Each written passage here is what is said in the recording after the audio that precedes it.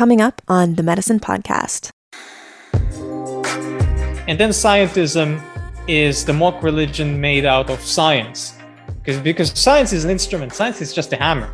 Science is a keyboard. When people have expressed themselves, especially over the past 2.5 years, saying the science says this, the science says that. Science says nothing. A shovel says nothing. A car says nothing. A science is an instrument.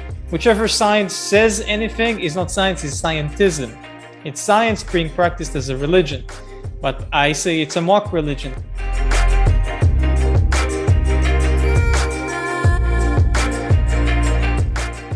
Welcome back to the Medicin Podcast. My name is Mimi, and I have my love here with me, Chase. What is going on, everybody? We are so excited for today's conversation. We've been chatting with Jonathan for a while now. We're fortunate to be connected through our mutual friend, Mr. Paul Check.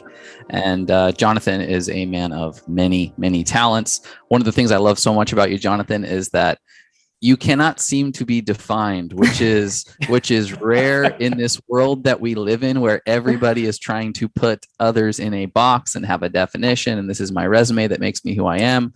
But you are a teacher, you're a martial arts master, you're a philosopher, you're an author, and you're just a great human being. So we're super excited to have you today on the Medicin. Hey, thank you so much. I'm thrilled myself. But let's keep the master for some other folks. I mean, maybe in 40 years time, I'm just a teacher.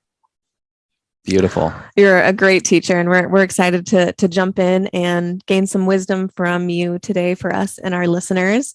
The first question that we ask every guest on the Medicin is, what do you love in your life, Jonathan, so much that you wish you could gift that to every human? Wow, that's a deep question. But if I had to think about one aspect in particular, it would be the way in which I see interconnectivity between all things in my life. So when I wake up in the morning and I look at the various Chinese paintings, which I have as scrolls around the house, and I walk around and I practice my Qigong and my martial arts, and then I do a little bit of gardening, and then I look out the window and see the weather today, all of that and more, the Chinese medicine I do, the books I write, they are all interconnected. I can see how they can all relate to one another. The martial arts apply themselves as life lessons in everything that I do and I teach. The Chinese medicine has an innate ancient wisdom, which is also applicable to things like gardening and cooking and woodworking, which are other hobbies of mine. My writing is inspired by all of those things. And through my writing, I receive a better transmission and analysis of those things and can understand them better and teach them better. And it's such a pleasure to be able to see that everything in the world has meaning. Mm-hmm. And I think, especially in our time, a lot of people walk around and they feel that, what is this life about? Why am I on this planet anyway? How can I find meaning in things? And I think a part of the journey of finding meaning in one's life is being able to see how things are not standalone, how mm-hmm. people and systems, animals, hobbies, professions, everything can touch everything else. But in order to be able to get there, you have to do a lot of research, a lot of study, a lot of self-investigation. You have to reach out for that information, because that's certainly not going to come at you or come by you through the state-sponsored education system. That's something you really need to explore and reach on your own, unless you happen to have been fortunate to have been born to a family of people who share this knowledge or know people who do, or just by chance happen to have had teachers or mentors from a young age. So if you're to ask me, I feel that this ability that I've had, thankfully, from a young age to see how those things relate to one another, which is a theme we might discuss later during the interview, and give more concrete examples. This is a blessing in my life, and I do wish it upon everybody, everyone on the planet.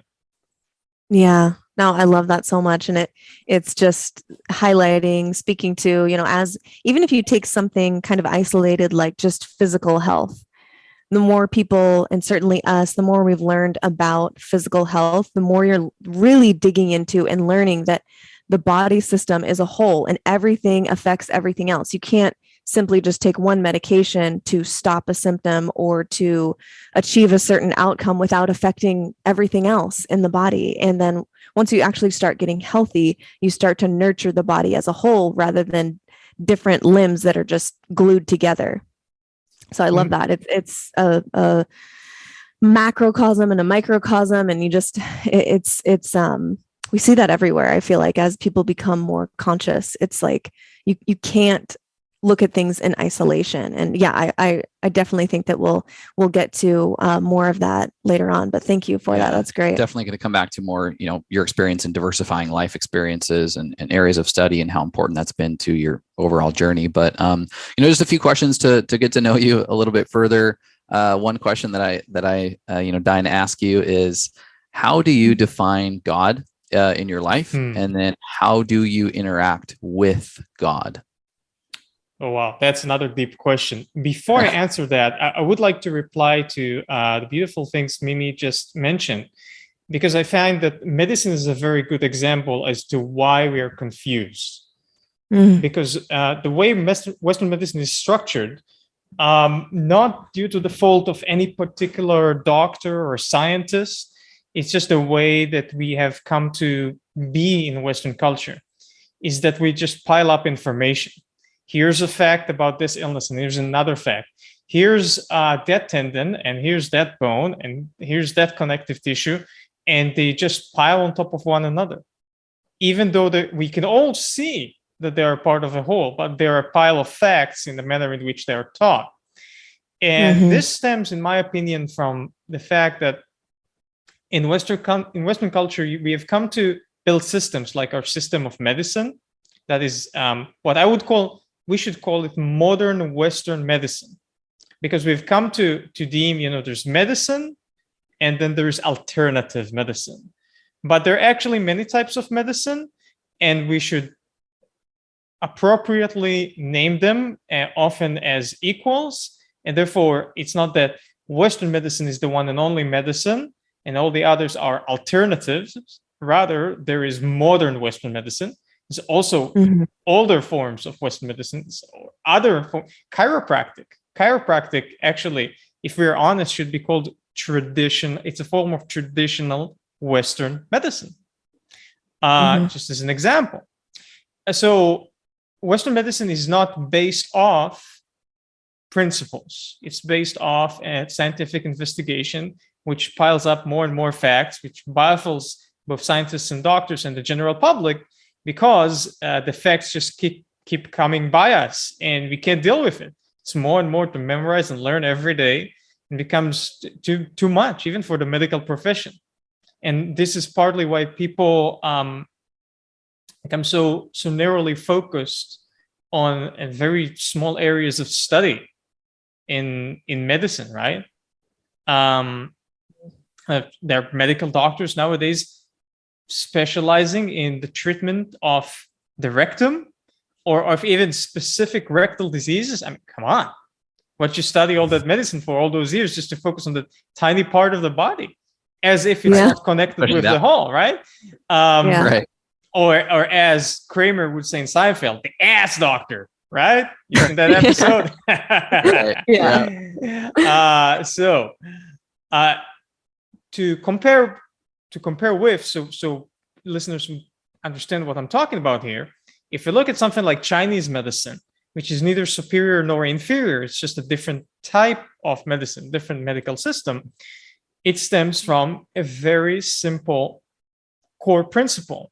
And that is that in the universe, in creation, there are two opposing forces which can also harmonize, and they're called yin and yang.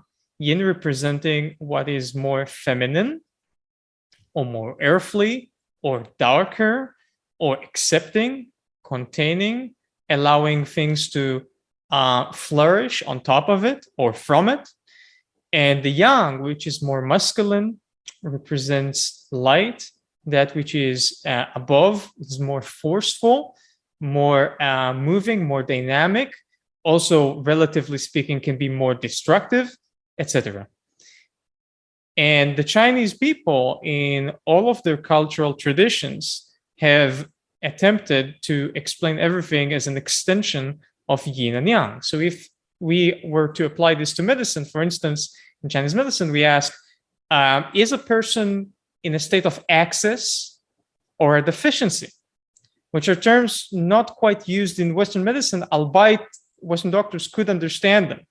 So excess is having too much. Deficiency is having too little. A person, for example, can have an excess of body fat. A person can also have an excess of energy. And people have excess of energy because they cannot find a good venue or cannot make themselves use that energy in a constructive way, right? And we certainly know how people can take their excess of energy and use it in very destructive ways, whether it be in sexual activities or even destroying their own bodies through correct practice of sports done to excess, right? Because they have an excess of energy, or working themselves to death over years and decades. This is an excess which becomes a deficiency. So as we know in the Taiji symbol, right? The Taiji symbol is the symbol of yin and yang harmonizing. And what we can see is that the white area, which is yang, when it reaches its climax, turns into yin. This is excess turning into deficiency in medical language, right? So a person can have an excess of energy, but then become deficient by overdoing it, etc., etc. So that's just a little taste and a glimpse of how when a system of medicine or a system of anything, which is based off principles, when it is so, when we have a language that can help us avoid confusion, because we can define everything then in terms of yin and yang. So for example, another example would be, if we have the skin and the bones, the skin is more so to the exterior. So relative to the bones, the skin is more yang. The skin cells change more quickly. Skin is more dynamic, right? We want to change the bones. They are deeper. They are condensed. The bone marrow is this thing that is affected very strongly by the energetic dynamics that we receive from our parents and some of our genetics. And to change the bone structure is a slow process, but the bones are deep. And despite being deep, they are strong. They bear the body. They allow the body to grow and flourish. So the bones are yin. Yeah. Yeah. So it's so beautiful too. And kind of like hyper focusing down on the principle of all of this, which is this idea of not too much, not too little, excess or deficient. And it applies to health and wellness, surely, but it also applies to life. Not too much risk, but not too little. Relative to oneself at a given moment in time, right? Exactly. Yeah. Because perhaps if I'm 21 years old, maybe I can work 14-hour days for 6 months because I'm 21. I have that energy and I need to build my life up. If I'm 81 years old, then perhaps it's not so wise. Right. Yeah. Exactly. So, and now back to the wonderful question posited by Chase, which was, if I remember correctly, how do I define God, and what is the relationship that I have with God in my life, right? Right. And I thought about this, and I gather most people, especially on their podcasts such as your own, might say something akin to, God is the vast amalgamation of all that is light and bright and beautiful in the world is expressed for every living being, or something like that. And this is not the answer you'd be getting from me today. No, we love a broad variety of answers to this question. That's why we ask it, is to expose our listeners to all different opinions and insights as it relates to God. So yeah, we're open to hear your answer. So I thought of perhaps tackling this from another point of view, which is quite novel and that I gather one would not hear often in everyday life. So here goes. Let me ask you a question first.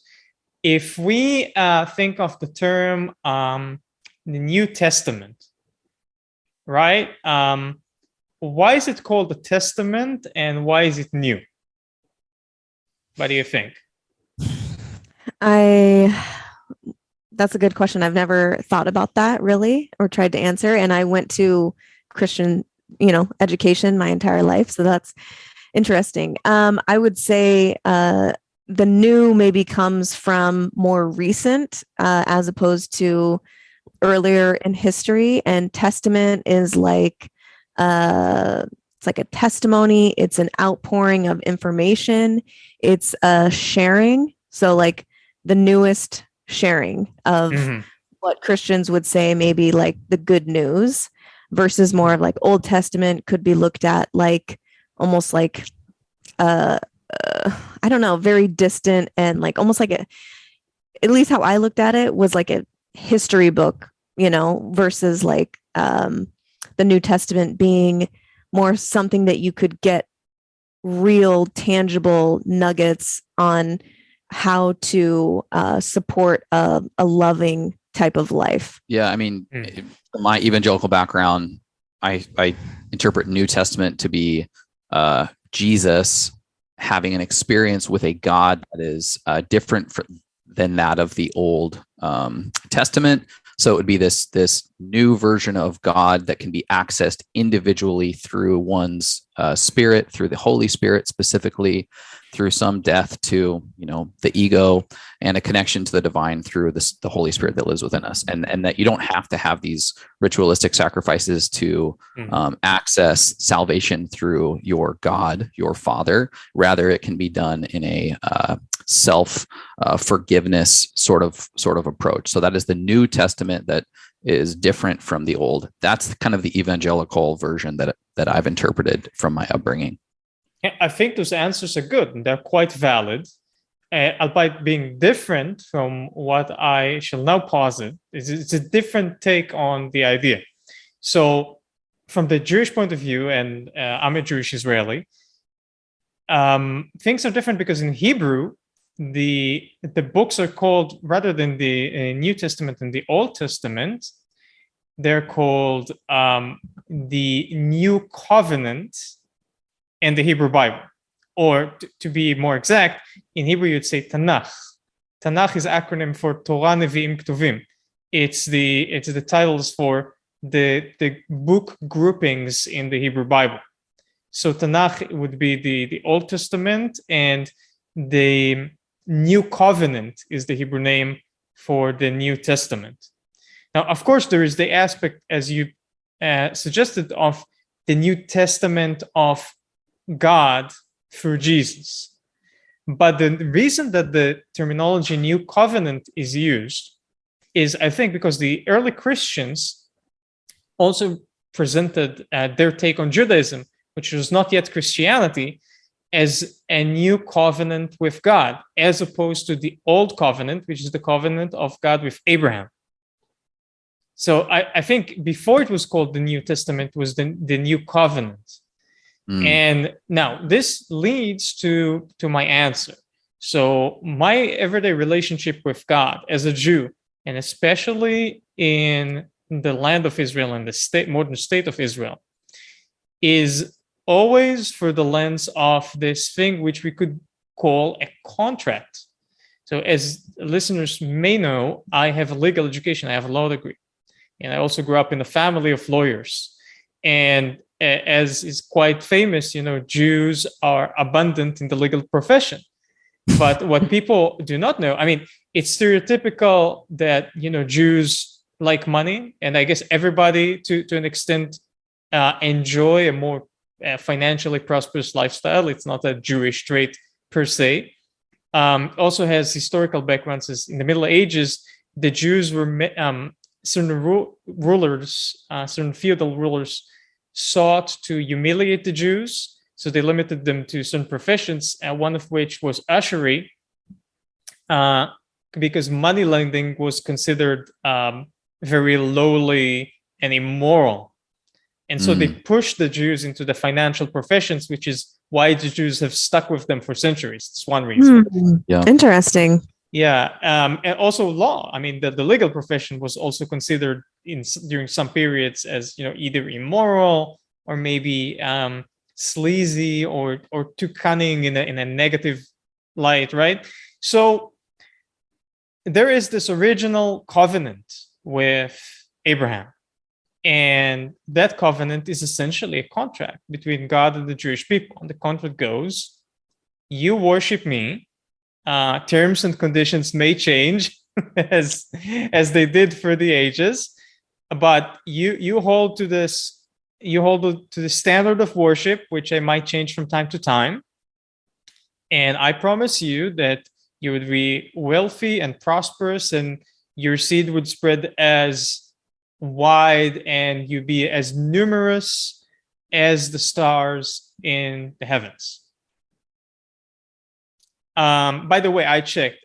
You can only see about, I can't recall the exact number, but I think it was between 8,000 and 9,000 stars in the night sky, say if you're in the middle of the desert. So I guess that's not quite a good deal, because he was essentially saying, like back in the day, they weren't aware that, I guess they didn't count, and they still weren't aware that, there are billions and billions of stars. So he was essentially, like in the Bible, it's essentially promising them to have like 9,000 Jews. That's not quite a good deal. Right. But okay, metaphorically speaking, that's nice. So if that's a contract, what are the terms of the contract, beyond what was mentioned then and there? This has been a pivotal question for the Jewish people since over 3,000 years ago into our time. And you wouldn't believe how many different opinions there are concerning this, even within, even within a single community of the same subsect of Judaism in Israel. You'd find people, having different opinions. In Israel, we say like we have idioms like 2 Yemenite Jews, 3 synagogues. Or 2 Jews, 3 opinions, because Jews are liberal, classical liberal, not like voting Democrat liberal, and I'll correct that definition in a second. And in the sense of within the limits of the religion, within what is permitted in the religion, you can come up with quite a lot of let's say novel interpretation about what's possible or impossible, should be done or shouldn't be done. And that's sort of accepted. It's another reason Jews are abundant in the legal profession, because the manner of studying the Bible and the Talmud in the synagogues and the yeshivas since over 2,000 years ago, no, less than 2,000 years, because in the time of the temples, the first and second temple, there almost hadn't been any synagogues at the time. So the synagogue is more so something that became widespread after the destruction of the second temple. But nonetheless, I digress. I'm just saying Jews like to quarrel and bicker and debate over the nuances of their religion, which if you practice this from a young age, if you happen to be a traditionalist or religious Jew, that gives you an advantage, because you come to law school already prepared. You already have that sort of mindset. So my relationship with God is defined by this contract, because the entire state of Israel operates in this manner. For instance, should non-kosher meals be allowed to be given to students in schools, state-sanctioned schools? That was a part of my childhood. How many businesses are open on Shabbat, Sabbath? Most of them are closed. So you have to arrange your schedule in advance, because some things you cannot get on a Sabbath, or would be harder to get, or would be more costly, because most shops are closed, then they could raise the prices in other shops, right? Public transportation is not available on Sabbath. That's all all remnants from that age-old contract, or the interpretation thereof. And in the life of every Jew, and especially in the state of Israel, there's this recurring question of, what's the nature of your contract with your maker? Some people believe, if you're a religious Jew, that this contract is manifested by the fulfillment of 613 edicts. So there's the 10 commandments, but traditionally in Judaism, if you're a religious Jew, there are 613 edicts. Tariag mitzvot, this is in Hebrew. But the most important of which is considered, do not do unto others what you do not wish to be done unto yourself, which is, by the way, is different in Hebrew, as is love your neighbor. Mm-hmm. Right. In Hebrew, that's so that these two edicts are ואהבת לרעך כמוך and אל תעשה לחברך מה ששנוא עליך. So in Hebrew, the actual direct translation would be, love not your neighbor, love your fellow man. So love everybody. Right. Yeah. Or at least everybody in the community, at least. And then the other one is, don't do unto your friend what you yourself hate or dislike. And notice how these are different, because one says, don't do to your friend what you dislike or what you hate. And this is an edict having to do with avoidance. The other one is an edict which commands you to do, not to do. Love your fellow man. So I would say, in my life, if some of the principles which I do follow, which some may consider heavenly, some can just consider common sense, but nonetheless they are quite central to Judaism, because, as I said, the whole of the 613 edicts are said in religious Judaism to be all meant and designed to allow the person to fulfill this one most important one, which is love your fellow man. So and I can attest that that's the most difficult one. I think our mutual friend Paul Chek talks about it a lot in recent times. How can we love the villains in our life and the villains of the world in this difficult time that humanity is going through? How can I look at all the Klaus Schwabs and Bill Gateses of the world and say, there's an aspect of them in myself. Yeah. And there's also an aspect of them which is human. Or for me as a Jew, to look at someone like Hitler and recognize that he was not a monster, like some people say. He was a human being who has done monstrous things, but nonetheless, he was human. So that is very difficult. So maybe pursuing this highest ideal of love thy fellow man, and occasionally being able to perhaps not reach there, but at least not do unto others, or at least not do unto my friends what I dislike, what I hate. These are things which help me relate to what you might call the divine, and also following what we call a concept called shlichut. So emissaryship, or which is not a word in English, right? I had to make it up. Shaliach is an emissary or messenger. So emissaryship or messengership is also a concept in traditional Judaism, not necessarily religious, but the idea that one is born with a purpose. And oftentimes people ask me, how do I find my purpose? And I say, well, what is it about you that is truly unique to you? And of course, I'm a martial arts teacher. There are many martial arts teachers. You are wonderful people. You're also podcasters. There are many podcasters. But we all do it in our own unique way, and we do other things as well. So what is your unique take on the world, and what is it that you can do that others cannot do quite like yourself? Or perhaps there are others doing this, but not as frequently or not as abundantly as humanity should have. There aren't too many people doing this thing in this manner.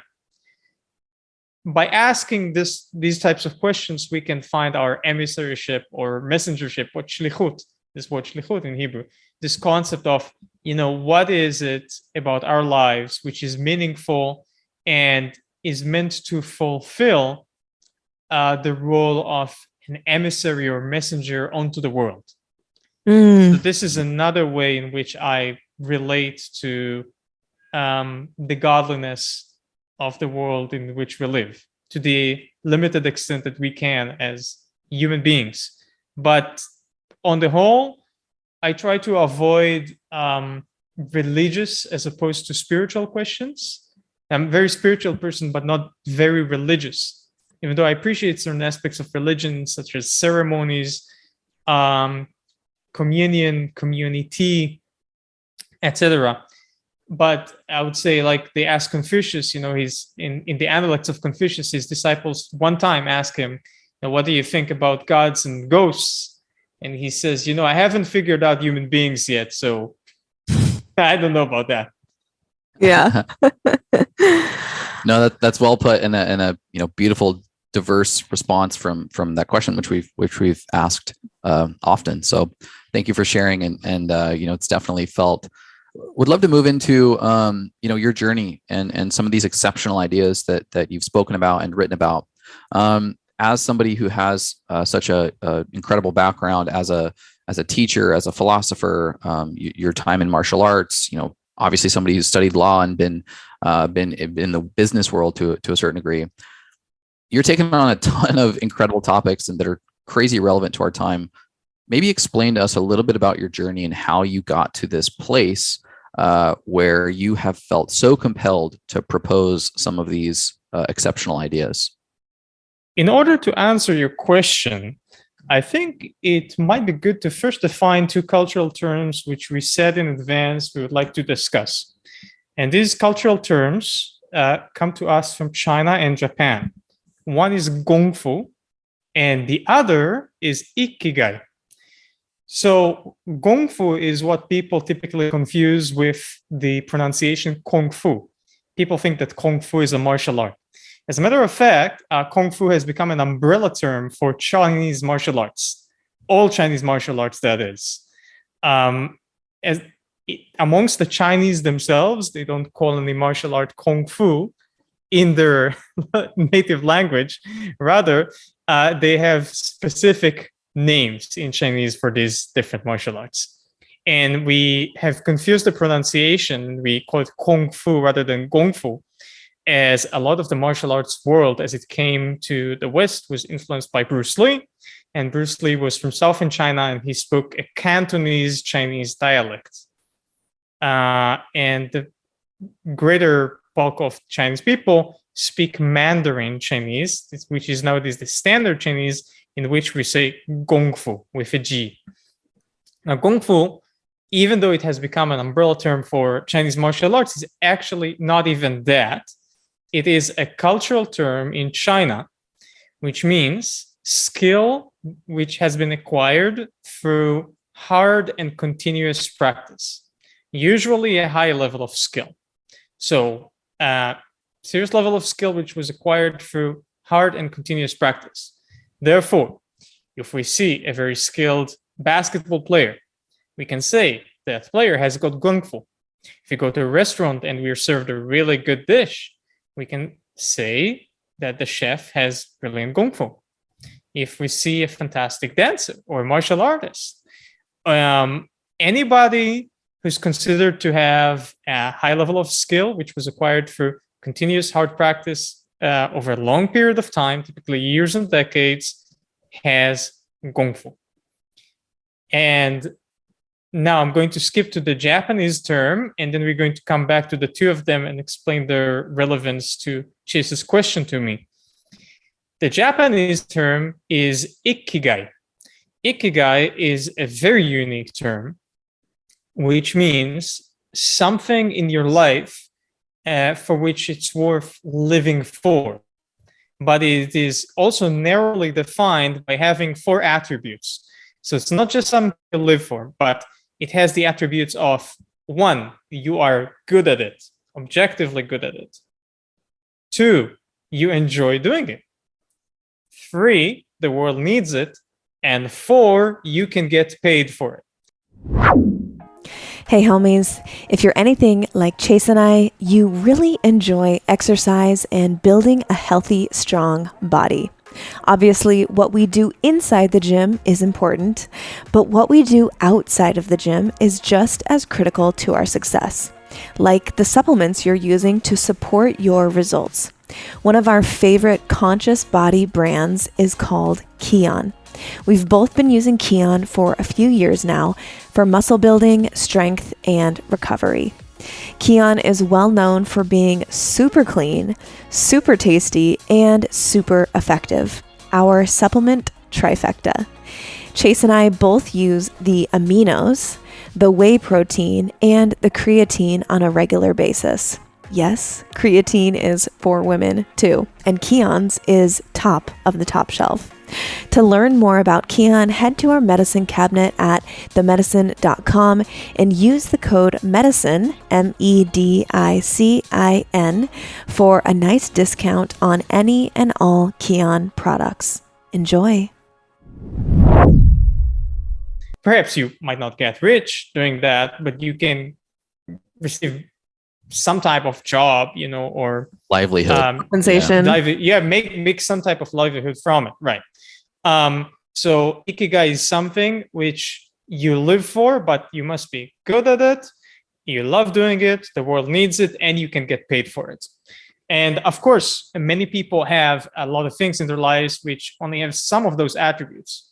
So, for instance, you might be good at it. The world needs it. You can get paid for it, but you hate it. Yeah. So that's not ikigai, right? Yeah. I think a lot of it's like that. It's like Jon Snow in Game of Thrones. I don't want it. Yeah. He doesn't want it. Though he's good at the world needs it, he gets paid for it, right? Yep. All right. Other people, they like doing it, but they're not good at it. Yeah. Right. So they like it, they get paid for it, the world needs it, but they're not good at doing it, like most politicians, right? So that's the scenario there. And then we have, of course, the stereotypically depressed artist who is good at something, they love it, the world needs it, but hell, they can't get paid for it. Yeah. Mm-hmm. Right? So in all of these examples, people get close to having an ikigai, but it's not quite. So that cannot be called an ikigai. Yeah. Now, when you have those two things in your life, both gongfu and ikigai, then your potential opens up for different reasons. Now, first of all, if you have ikigai, then oftentimes you're not searching anymore. Yeah, you continue to grow. You might be interested in the world, maybe more so than before, but you're not desperately looking for that elusive something that is missing from your life, because ikigai fulfills you from within. Mm-hmm. All the more when you have gongfu, and I would argue you cannot have ikigai without gongfu, because one of the characteristics or requirements for having ikigai is that you're good at it. So in other words, you have gongfu. So you have gongfu in it, and you love to do it, and the world needs it, and you get paid for it. So first you get the gongfu in something, then you can develop the ikigai. They follow one another, even though these are cultural terms from different cultures, different languages, right? Different peoples. And see how interesting that is. Because if you limit yourself to the study of single language, then you have trouble in the sense of missing certain ways to express yourself in the world or interact with other people. Mm-hmm. For instance, in modern Hebrew, we have a verb which is actually borrowed from German for Yiddish. So it came from German, then for Yiddish to modern Hebrew. That verb is in Hebrew, modern Hebrew is lefargen. Now, lefargen is a very complicated cultural term. It means that it's the verb for someone who shows an appreciation for somebody else and tries to promote the doings of somebody else out of a sheer sense of appreciation for what the other person is doing, and without want for reward for themselves. Mm-hmm. Yeah, we don't have a word for that. Yeah, exactly. And you know what's funny, that Israelis complain that Americans don't have a word for that, and that makes it difficult working with Americans. Yeah. And of course, that's not to put down Americans, because, for instance, Americans can be very polite, which Israelis typically are not. So every culture and people have their own unique pros and cons, and that's all right. We're all different.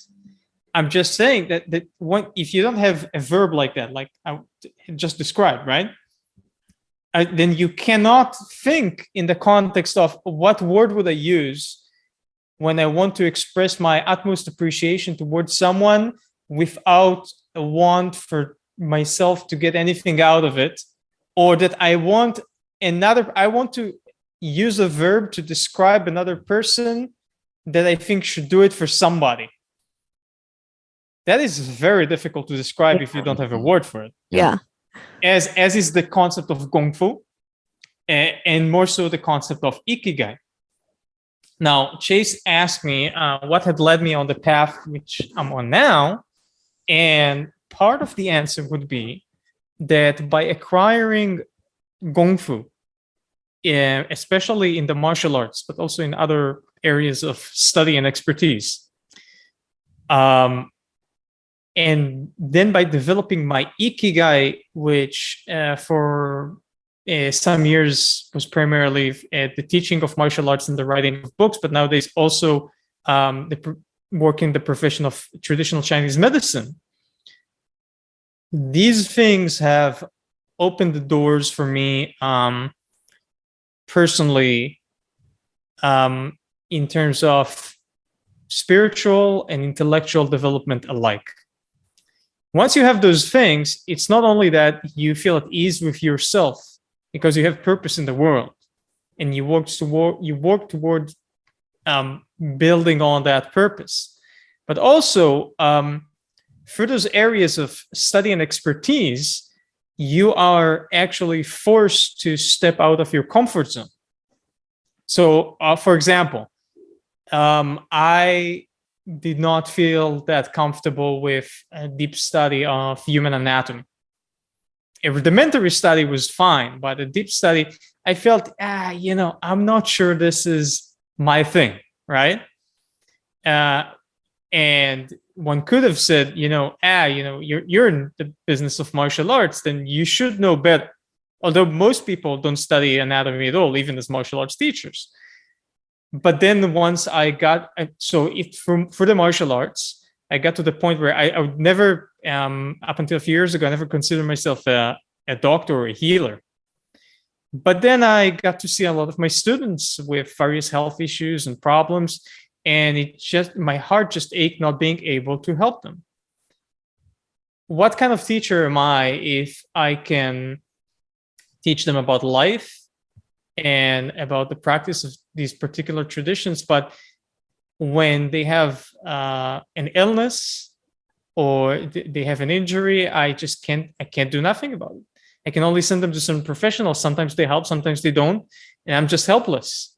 So am I fully their teacher? I mean, some people suffice. They say, that's not your calling, or that's not your responsibility, and that's fine. I accept it. In terms of, if other people feel like that, that's just fine with them. But for me personally, it drove me in the direction of medicine and of healing, and made me obsessed about it. And also realizing that through the study of traditional Chinese medicine, I also greatly enhanced my traditional Chinese martial arts in many different ways, which I wouldn't get into to get very technical. Otherwise, when you want to work with people in martial arts, then you have to understand their psychological makeup. Even more so than in terms of dealing with violence, just dealing with people every day in classes. Because if you want to teach someone, make them better, then you have to empathize with them and understand who they really are and what it is they need and how to be a better teacher for them. And we, as teachers, we make the same mistakes that parents make, and we usually screw it up with the first kid more so than the next ones. That's the honest truth, as most people know. It usually happens. And then the next one, we do it a little bit better. And if we have a third one, do it a little bit better. And in martial arts, that happens with generations of students.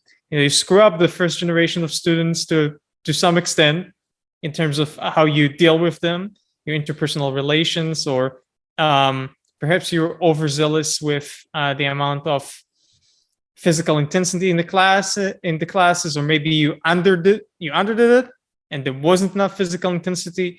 Maybe you were too rough with them, or you didn't press the limits where and when you should have, etc., etc. So that's also an element of growth. But that grows through first you get the Gong Fu, then you get the Ikigai, then by fulfilling the Ikigai you grow. And of course, all of us, if we are good parents, then we have a type of Ikigai just through building a family. Mm-hmm. But I don't mean this as an offense to any parent, because I think oftentimes your children can be the greatest thing you ever do in the world. But parenting is also in some other way the so-called the lowest common denominator, simply because anybody can make it happen, almost anybody. Mm-hmm. If you're fertile, you can have kids. Yeah. It doesn't mean that's going to become your Ikigai. It's only if you take responsibility over it, right? Yeah. Yep. Yeah. So instead of I can review my whole life and career, and that would take hours, but rather I would tell Chase, what led me on this path is developing Gong Fu, then culminating in a type of Ikigai or several types of Ikigai, then working with them, and that unleashed my personal potential. And that's what I've been trying to do for many years with other people, build up their Gong Fu and help them find their own Ikigai, which is usually not the same as my own. Yeah, no, that's beautifully put. And as I've read your work and heard you speak on Kung Fu and Ikigai, done some of my own self-reflection, and I have a history as an athlete and played college basketball, but was not good enough to play professionally and make it my livelihood. Thus, that the world pays for it element falls off, and I don't have this kind of complete holistic Ikigai. I'm a CPA, and I've done financial consulting, and I've worked in accounting. I'm a CFO at another company, and again, like seemingly lots of pieces fit such that it would be Gung Fu or maybe Ikigai for me, but I don't particularly like it. I get paid for it. Good at it, but you don't love it. I get paid for it. The world needs it, but I don't love it. Yeah. Yet I have this thing in my life where I got married very young. We got married very young. We went through a divorce and had to, from the ashes resurrect a relationship. I had to learn what masculinity was like. I'm in the process of still learning how to be the best partner that I can be, the best whole human that I can be, and show up in a co-creative relationship. And as I've sat through this, and we have this podcast now that's so heavily on holistic health that includes relationships, working with individual men at times on nurturing their masculine, and I'm realizing that this might be Gung Fu for me. And it might be something that, more holistically fits into this picture of Ikigai in my life. And it is. And it is an expression of your emissarship, right? Like we mentioned earlier. Because you see, when you mentioned the basketball, that's a wonderful thing. And some people take it like, oh, I wasn't good enough for NBA. I can train kids or teens, and that would be my path, and go that route. But you didn't choose that. Then you go into business, but that didn't quite fit all the way. But then you sort of you brought together these two parallel pathways in your life, one of your self-development and that other one of your career. And by merging these, you found your Ikigai. Yeah. Because you used the honest notion of the emissaryship that is in your life, which was hidden. Right. That reminds me of, you hear this, you see this trend a lot with people. There's this phrase, I don't know if you've heard it before, but it's like when your mess becomes your message, meaning that kind of the pain that you've gone through, the catalyst, the difficult circumstances in your life has kind of given you the opportunity to shape you in a way, if you respond in such a way, to then go into the world and share your message from that initial catalyst that was probably pretty painful. And speaking to our experience, I'm wondering, hearing your thoughts on, do you see that often? Do you see that trend? Was that there for you, where something painful or a difficult circumstance or whatever, like, were you able to alchemize kind of how we similarly were, where our mess of a marriage and divorce and kind of a painful story now has transformed? We've alchemized it into something that can be a gift to other people, in the sense that we're podcasting and teaching and doing things like that. Do you see that trend often, or I'm just curious to hear your thoughts if that's a common thing? I'll give you a funny example from my life. I tell people, becoming an acupuncturist, I'm like Bruce Wayne. Bruce Wayne was afraid of bats, he became Batman. I was afraid of needles, became an acupuncturist, right? Yeah, exactly. And by the way, for listeners at home, Chinese medicine is not limited to acupuncture. Some people think that Chinese medicine is all about the needles. It's actually a Western trend, because in China, Chinese medicine is 80% herbals. It's primarily a herbal medicine, even though the acupuncture is very broad and vast and important, and it takes many years, decades to master. Still, that's only, as little as 10% of what Chinese medicine has to offer. So I'm saying acupuncture, this was for the joke, but I do Chinese medicine. I do Tuina, I do herbal medicine, I do cupping, bloodletting, the whole shebang. Wow. So there's a lot in there, and Qigong, energetic movement practices, which some people, like to think of as Chinese yoga in movement. That's also a part of Chinese medicine. So from mess to message, I think this is a beautiful way to put it. I think, this is becoming more common nowadays, and especially following the mess that was ensued, not by the COVID illness, but by in COVID times, by the actions of governments. That's the real mess. And from that mess, a lot of people arose from their own ashes to build something new. It sort of forced them to reconsider, where their lives had been leading them up until now. And it's basically a reset button. Now, it's difficult now to use the word reset because of that great reset bullshit that's been going on. But they stole the word. Like I said earlier, they stole the word liberal. Liberal doesn't mean voting for Democrat Party. Liberal is just a philosophical concept. You're relatively more open to people doing what they want to do, as long as they don't harm you.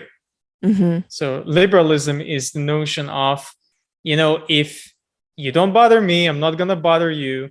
But essentially, a lot of what is libertarian was originally called liberal.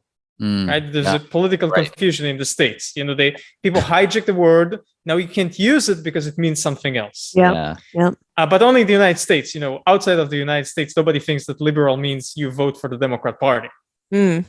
That's only in American media and the public that people have hijacked the word and use it in that manner. In any case, we digressed. Where were we? We're talking about from mess to message. Yes. So there is a Zen Quan in Zen Buddhism. There is the tradition of Quan. Quan is either a word or a sentence or a song or a story. Word or sentence or song or story that someone's given to meditate on in order to achieve an aspect of enlightenment. It doesn't have to be like the big enlightenment. There are, by the way, many types of enlightenment. Spiritual, intellectual enlightenment, there's all sorts. One famous Quan is, if a tree falls down the forest, nobody dares to hear it, doesn't make a sound, blah, blah, blah. Okay. This one's not that interesting. The really big one that I like is, what did you look like before you were born? Which, a lot of people say, oh, what did I look like before I was born? I looked like a fetus. Well, that's not what's meant, because you can't actually, see yourself as a fetus. Some people would say that they could. I don't know. But what is really meant is what you look like when you were very young, before society molded you into having specific ideas about reality. Because as we all know, kids until about the age of 6, sometimes till the age of 7 or 8, they tend to be very pure, and they're very much themselves, and then they are indoctrinated. Even homeschooled kids are to some degree indoctrinated, by the people they meet. And in the course of developing our ego, we have to take in the ideas from the external world, work with them, and then shut off some of those ideas. And as we grow older, unfortunately, most people don't go back and do this shedding off of ideas, which is very important. So I think this concept of from mess to message, right? Sometimes if there's a big crisis in our lives, we are forced to look back and think, how the hell did I get to this? And then realize, well, that's a lot to do with this indoctrination. I can let at least some of that go. And then you see yourself in a whole other light, and then you can develop in a different direction. So that's almost as if someone got an ayahuasca trip by means of having a personal crisis. Yeah. They don't have the trip, they don't have the spiritual experience, but they can reach similar conclusions through the crisis. Definitely. Yeah. And this makes me think of actually, kind of the next topic that I want to get in with you is that question of who am I before my programming?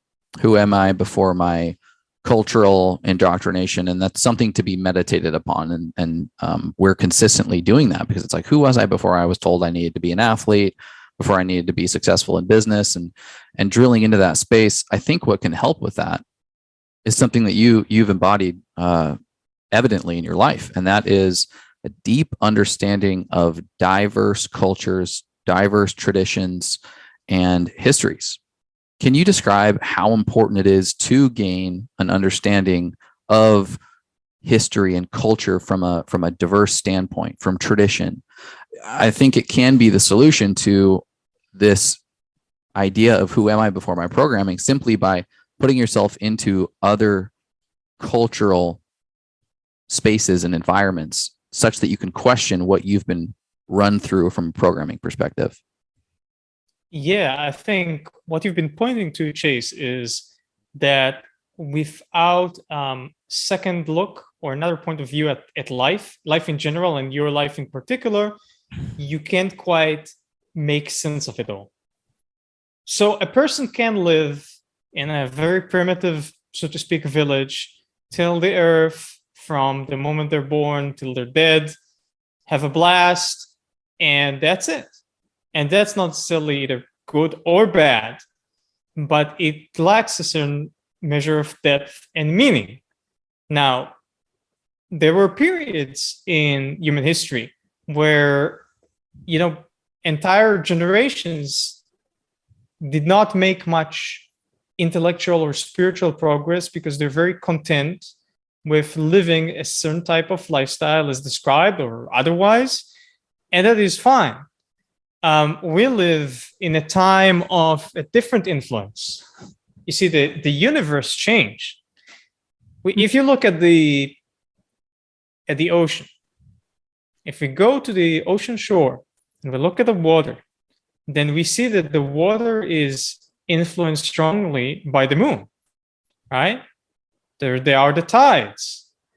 And if we look at the seasons are affected by the moon and by the sun. But there are numerous influences as such on the planet and on our lives as human beings by the entire cosmos around us. This is the original cosmology. This is how real astrology originally arose. I'm not an expert on that. I'm just giving a very broad description here. For if the ocean's waters can be affected as such by the moon, there are those massive tides which can sweep entire settlements at times, right? And depending on climatic and moon and sun conditions, then what does it do in your body? And some people say our bodies are as much as 70% water. Is the water in our bodies not affected by the moon? Of course they are. We have tides in our bodies. In women, this is partly expressed in what is called the period. And men also have a period, which is not spoken about. It's funny, but it's true. Men go through a period. It's just not menstruation in the sense of they lose blood. They don't have eggs. And I'm not saying this in the context of this whole transgender movement that now exists. Right. I'm saying men have a hormonal cycle, which is different to women's hormonal cycle, and it affects their mood. It affects their levels of energy, because men and women alike are affected by the moon and the cycles of the moon. And so there are certain periods in history in which human beings have been affected in different ways by the positions of the heavens and of the earth relative to them. In the simplest sense, we can look at, for instance, during the Middle Ages, there were two minor ice ages, as you might know, and which were periods of great famine, because this whole idea, again, if I go to Game of Thrones, which is a show I like, except for these terrible last 2 seasons, the whole notion of the long night, the long winter, that comes to us from the Middle Ages, when they had those very relatively brief periods of mini ice ages that lasted, I think, a few months to a few years, and people starved and the sun barely rose up and it was dark and cold. And when we went through this, and society and culture also froze to an extent. But even without those specific climatic changes, there are periods in which we advanced quite a bit and periods in which we did not advance as much. There's certain spiritual sages throughout the ages who have claimed, and perhaps this notion is true, that when the solar system aligns in a certain way, that humans become more prone to wage wars on one another. They're driven to do so. Now, it doesn't mean that we must be victims of our own celestial circumstances. These are influences and not necessarily destiny, but they certainly shape the world around us. So even if we're in a period of tremendous bloodthirst and enormous slaughter, like that of the First World War and the Second World War, even if we ourselves choose to step out of it, we are just gonna sit there on the mountains of Switzerland, sip tea, and enjoy the money those damn Swiss stole from the Jews. Sorry, Swiss, you never apologized. And the Nazis sent off all the Jewish money to Swiss banks, right? Yeah. Then the Germans paid off, a little bit of that money back to the Jews, but I don't know that the Swiss paid anything back. But let's not go there. Maybe they did. My apologies if you did, dear Swiss people. You have great chocolates, by the way. So, but the Swiss did the right thing during World War II. For the most part, they stayed neutral. But even if you're a Swiss person living there in the Alps, the world around you is still burning. So you cannot ignore the influence of that massive energetic influence happening all around the globe, right? So where were we? I went far with this. We were talking about cultural diversity and having a deep understanding of history and multiple cultures. Exactly. So how are you going to understand such notions and others if you don't explore different points of view? And the beginnings of exploring different points of view is in the study of at least a second language. I've studied a number of languages in my life, primarily, of course, Hebrew and which I'm a native speaker of, you could say maybe biblical Hebrew is like almost half a second language, even though it's pretty close to modern Hebrew. Then there is the English language. At one point in time, was relatively decently fluent in Arabic. Studied Chinese to the degree that I could, speak almost casually, almost, in the supermarket and such. When I lived on and off for 6 months of my life in China, a little bit of Spanish. I lived in Mexico for 8 months and with my wife, and maybe I knew 200 Spanish words and could just get by. And maybe, a few words in some other languages here and there, but I traveled a lot. So I also heard a lot of languages. It is important because as you study other languages, you become exposed to a lot of cultural ideas, which are quite different, like kung fu, like ikigai, like firgun, this verb, which we discussed earlier, to show appreciation to someone without regard to, gaining something yourself. Also, by the way, usually doing this in public, which is also an important aspect of it. Or in Judaism, another one which is very good is matan baseter. Matan baseter, to give in hiding. It's the notion that it's spiritually superior to give to the needy without them knowing that you were the giver and without anybody knowing about the giving act. Yeah. I don't think we have definitely don't have a word for that. That's beautiful. And that's definitely not what most people do. Yeah, that's true. I mean, giving to others is usually a good thing regardless. Yeah. But in giving to others, knowing that you would not get an acknowledgement for another human being, that's on a whole other level. And especially if you give a lot. And in Israel, there is this tradition. There are a lot of people who give to others their entire lives. And sometimes their wives don't even know, or the husband doesn't know, because they're like, that's none of anybody's business. I do it because it's the right thing to do. Yeah, no, that's deep. I mean, our culture is like, you can give and then get your name on the building that you're donating to the institution, or maybe it's like you'll see like an anonymous plaque, but it'll be like, anonymous from the family of Ramy that donated millions of dollars, and so it's quite funny to see that, or even just a tax break, right? Like you donate because you're going to get a large tax break for it, or something along those. Of course. Lines. So hey, I mean, don't let me. I don't mean to portray the Jewish people as saints, because we're not. And most people here also would love their name to be on a building if they give out money. It's a cultural trait, and I gotta give it to the ultra-Orthodox Jews, among whom this is more common, to give in hiding. That's a really cool concept, and it makes me, I'm just plugging just a mental note of, looking for opportunity where we, or I personally, could give in secret, where no one knows it was me except me. And so that you're giving me a little nugget here to look for that opportunity. And I'm sure some listeners as well. Did you have more that you wanted to say on the cultures and history and the importance of that? Yeah. So how does one gain a perspective about their own culture and their own history? How does one know that their own narrative is correct or accurate? I mean, if you create a musical piece, or you have a lovely painting which you created, or you've been perhaps an artist your entire life, or you wrote books or whatnot, but you've never asked anybody's opinion about them.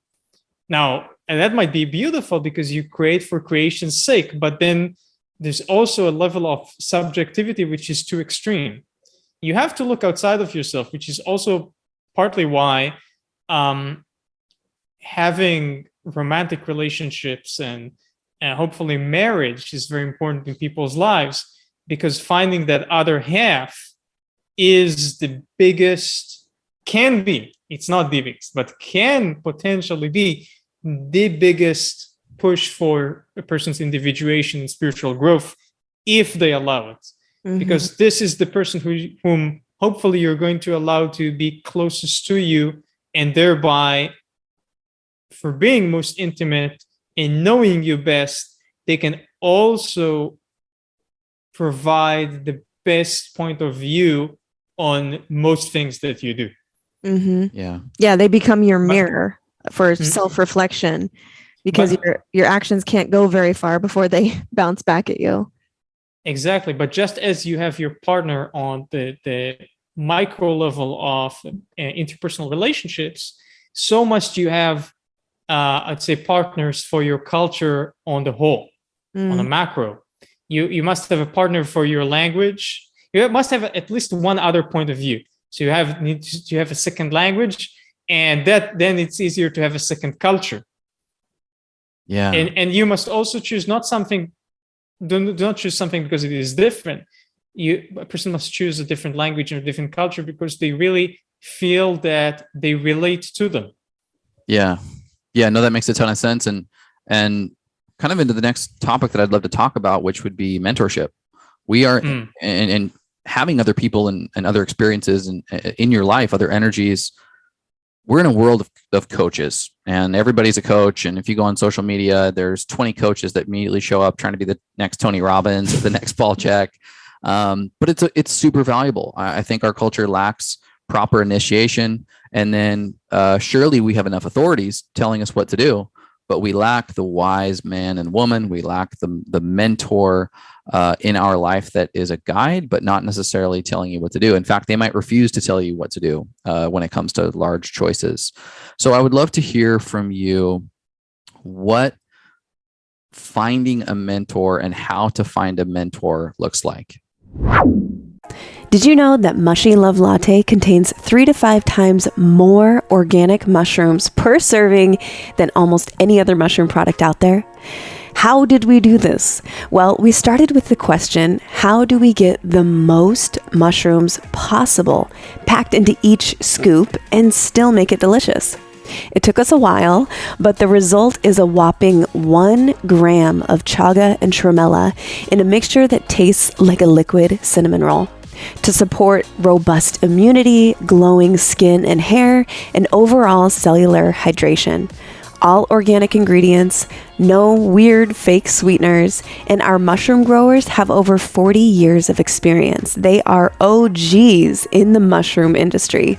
We weren't interested in creating anything but the best for you guys and ourselves. Grab a bag of Cinnamon Swirl Mushy Love Latte at getmushylove.com, and you can use the discount code MEDICIN, MEDICIN, just for being a valued listener of the podcast. Enjoy. All right, mentorship. This is a Yes. very interesting topic. A mentor as opposed to a teacher. Let's start with that. I think a teacher imparts both knowledge and wisdom. A mentor adds to this a way to be. So the purpose of a mentor is to teach you how to be in a personalized manner. So you're looking to imbue in yourself a way of being which that particular mentor possesses. Now, of course, a mentor is also a teacher, but perhaps he is not as focused on the notion of a curriculum and more so on the notion of setting a personal example, which might be a positive or a negative personal example. For example, Henry Kissinger is a famous mentor of Klaus Schwab. This is a negative mentor. So, yes, you are not necessarily, you don't necessarily have to be a positive mentor to somebody, right? The Emperor Darth Sidious was the mentor to Darth Vader, famously so. Yep. All right.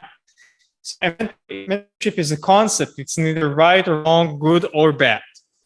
Now, why is it that we have so many mentors, and especially young mentors, popping up nowadays? It is due to 2 reasons primarily. First, because there is demand for it. And why there is demand for it, I'll touch upon in a moment. And second, because a lot of people find that if there's demand, there's good business to be done. And since they haven't been through a mentorship process themselves, they think, yeah, I know, I might as well do it. Doesn't matter. It's not as if, the academia, unless someone goes to a serious and respectable PhD program, which not all of them are nowadays, and there is a certain level of mentorship there, but it depends on the individual, because sometimes they just read your work like 3 times and like, yeah, all right, I approve of this. That's not mentorship, right? Right. That's just bureaucracy. Then mentorship is grassroots model of teaching, which brings us to why is there such demand for mentorship nowadays? It's because the state-sponsored education systems worldwide do not provide what people are looking for. What they do provide is what they've been designed to provide, which is to create a model citizen. A model citizen, not in the sense of a good person, a moral or a virtuous person, but a person whose behavior is convenient for the powers to be, for the government and for the people above governments. So one of the greatest sins of modern people is that we berate and look down on previous generations, and especially people from ancient times, as if they were all morons. And that is quite the opposite. If we were to compare the average individual in certain periods of history, only certain periods and only certain places, of course, 1,000, 2,000, even 3,000 years ago, even probably going back longer than that, with a lot of average people living today in big cities with their flat screen TVs and so-called smartphones or dumbing down phones, Yeah. we all have, then I'm not quite sure that on average, the modern day people would be looking all too smart if they're sitting in the same room trying to share general life wisdom. Yes. I remember there's a really funny story. I've just recounted it in my memory. Told by my teacher, one of my teachers, Professor Stephen Jakovitz, the professor of Chinese medicine. He's a brilliant man. He's also a Taoist priest and a master of many martial arts. And one day he was sitting watching this documentary on television. And in the documentary was shown this black man in Africa living in so-called primitive circumstances, still hunting and gathering. And the man was living in a desert area where there's still nonetheless some wildlife. It's not quite the Sahara, but it's also not a lush savanna.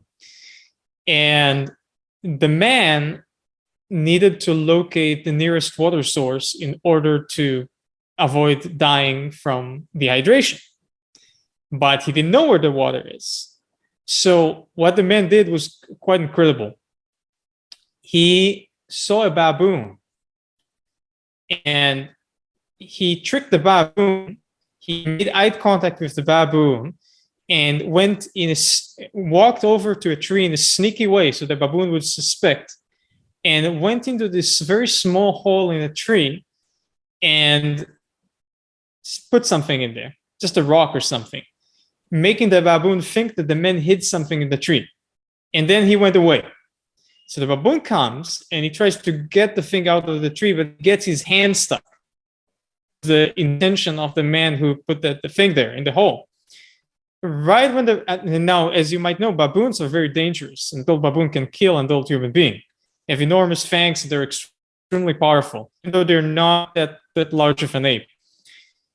The man ran to the baboon, managed to tie him around with something around the tree, and then shoved salt into its mouth and just kept feeding the baboon salt, the poor thing, and then released him. Now, what would the baboon do? Now he's super thirsty. Yeah. The baboon immediately ran to the nearest water source, revealing to the man where the water had been. And my teacher, Professor Jakovitz, who's potentially the smartest, most educated man I know that I've ever met, said, if I was in that desert, I would have died from thirst. but the so-called primitive man acted in a manner much smarter, much wiser than any PhD I know. Mm-hmm. Yeah. And so, that's crazy. and so we look down on these so-called primitive peoples who are quite ingenious, and humanity since time immemorial have had mentors. They are called family members and tribe members. So a state-sanctioned education system, you live in an extended family or a tribe or even a group of tribes. And then typically you learn certain things from your father or mother or both, but it is quite common that for the mentor role, they send you off to study with someone else, often the aunt or the uncle, or a second or a third cousin who's older than you, or a friend of the family who's a professional at a certain thing. Because despite the stereotype, the old sons inherited their fathers, it wasn't always the case. People were different, and often you sent your daughters or your sons to learn something else, because what you did just didn't suit them, and you couldn't make them do it.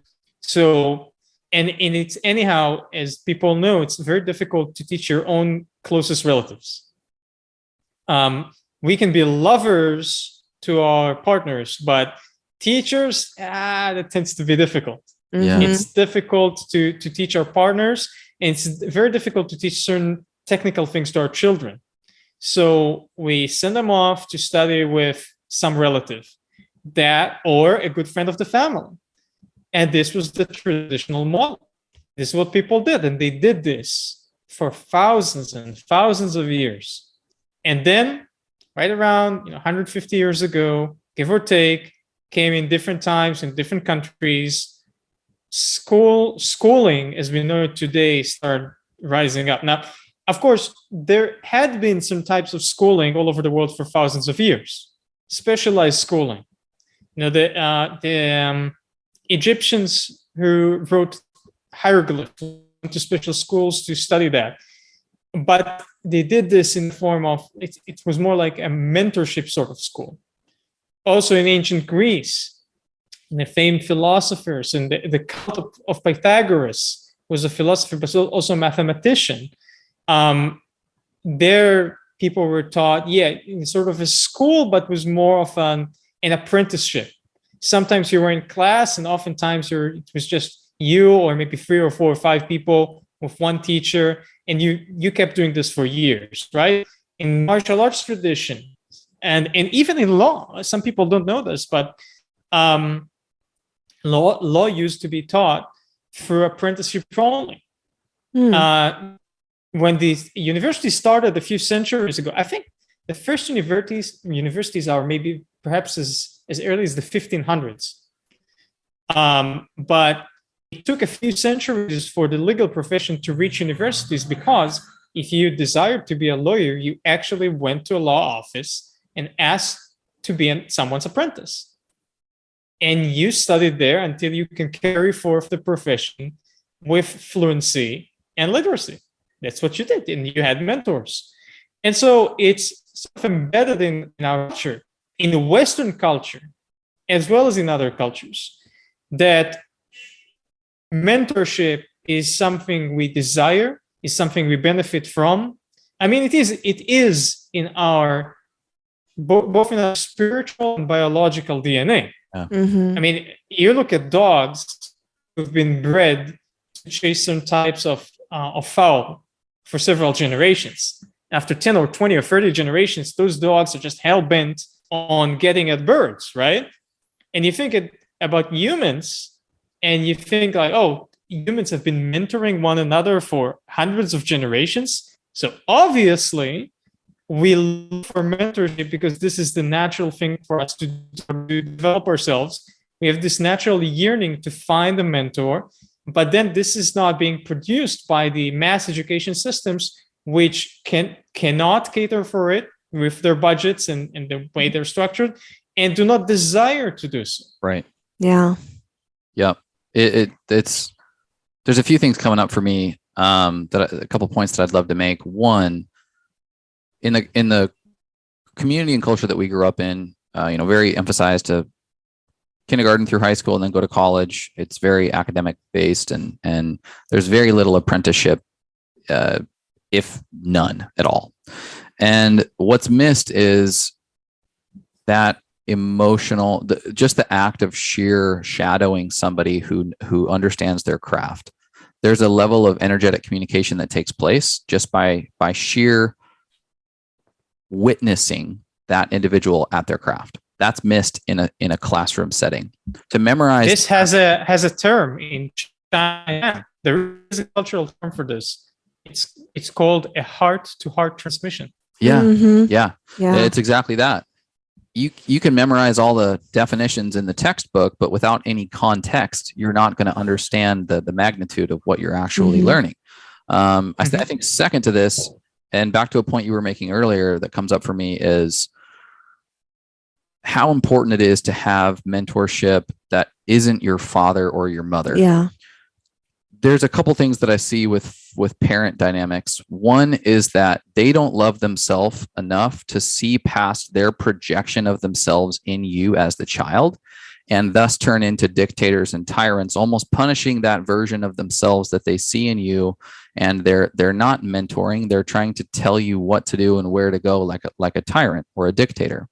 There's also the loving parents who, because of their love for you, don't allow you to walk to the edge of life and take any risk because they're so concerned and have so much fear for you to get hurt. And so there's this sort of bubble boy idea with the children that I'm not going to allow you to get off the leash because I love you so much and I don't want you to be in danger. And so critical to the growth process and the mentorship process is having that individual not necessarily be your father or your mother, in my opinion. Yeah. Also, if you were born to these people, and even if you were adopted by a couple at a young age, then you're, so to speak, their project. And with a mentor, you're not the mentor's project, but rather you have to prove to them that you're worthy to be their project. So it's an entirely different dynamic. You have to. So the parents essentially wanted to either bring you into the world or they wanted to adopt you. With the mentor, it's in the reverse. You have to make them want to. I love that. To bring you into the world. Yeah. Yeah. Even with teacher, and of course, a difference there between mentor and teacher is like in this, public school system, they don't have to choose you back to teach you. They're coming to a job, and I'm not demeaning teachers. I know they have a very difficult job, especially in today's world, but kids show up and they get taught. There's no what you were saying, that heart to heart transmission always, as opposed to the mentorship where both parties have to choose each other. Yeah, there's a reluctancy. Yoda he's like not interested in teaching Luke. He's not interested in mentoring Luke, and he's reluctant. There's a reluctancy, I think, that's important. So that's really interesting. I love that. Despite the reluctance, I must say that the mentorship process can also be a smooth one in terms of how people enter into that relationship. And it has been my experience many a time. For example, and my most recent teacher, Shifu Brian, who's from Boston, Brian Hall, we just became friends through a mutual acquaintance. And I was already a martial arts teacher and have been for a very long time. And he's a fellow martial arts teacher. And it started as a friendship, and we were colleagues. He's maybe 20 years older than I. And at one point, it started as, how about I teach you something? And then maybe I taught, so he taught me a little bit here and there about martial arts. And I taught him a little bit of Hebrew. And there was a back and forth until it became sort of an official Shifu and student relationship, wherein I started calling him Shifu and he officially became my teacher. It was a very natural process. But this is also because we sort of understand the type of culture, both of us, because we've had traditional teachers. Shifu is the two words for teacher in Chinese. Lao Shi is a teacher like sensei, and that's a teacher in a school.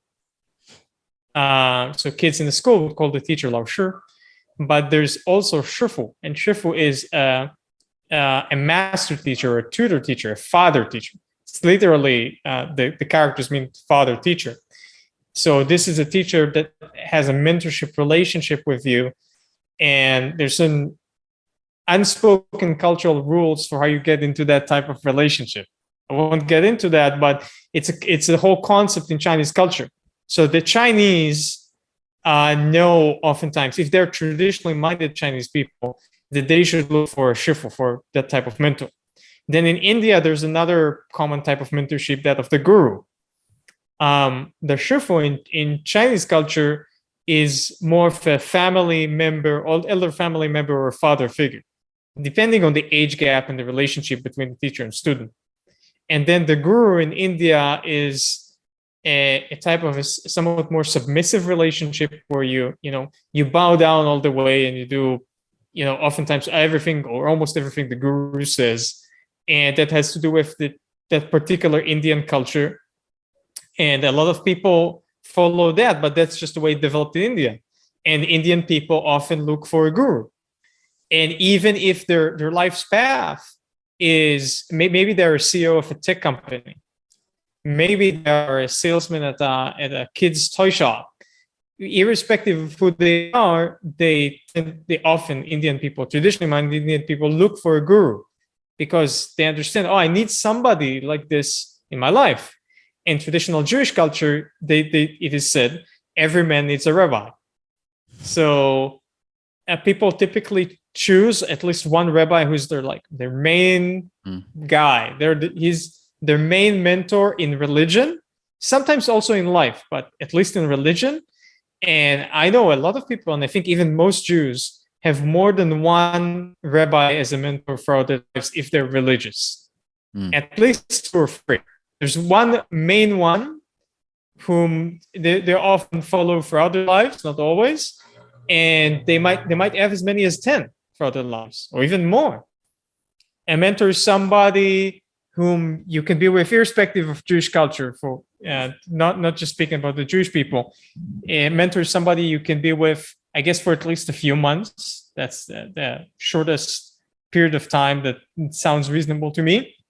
And oftentimes, like Klaus Schwab and Henry Kissinger, they've been together since the early 70s. What a beautiful tyrannical relationship they have. Right. Oh, man.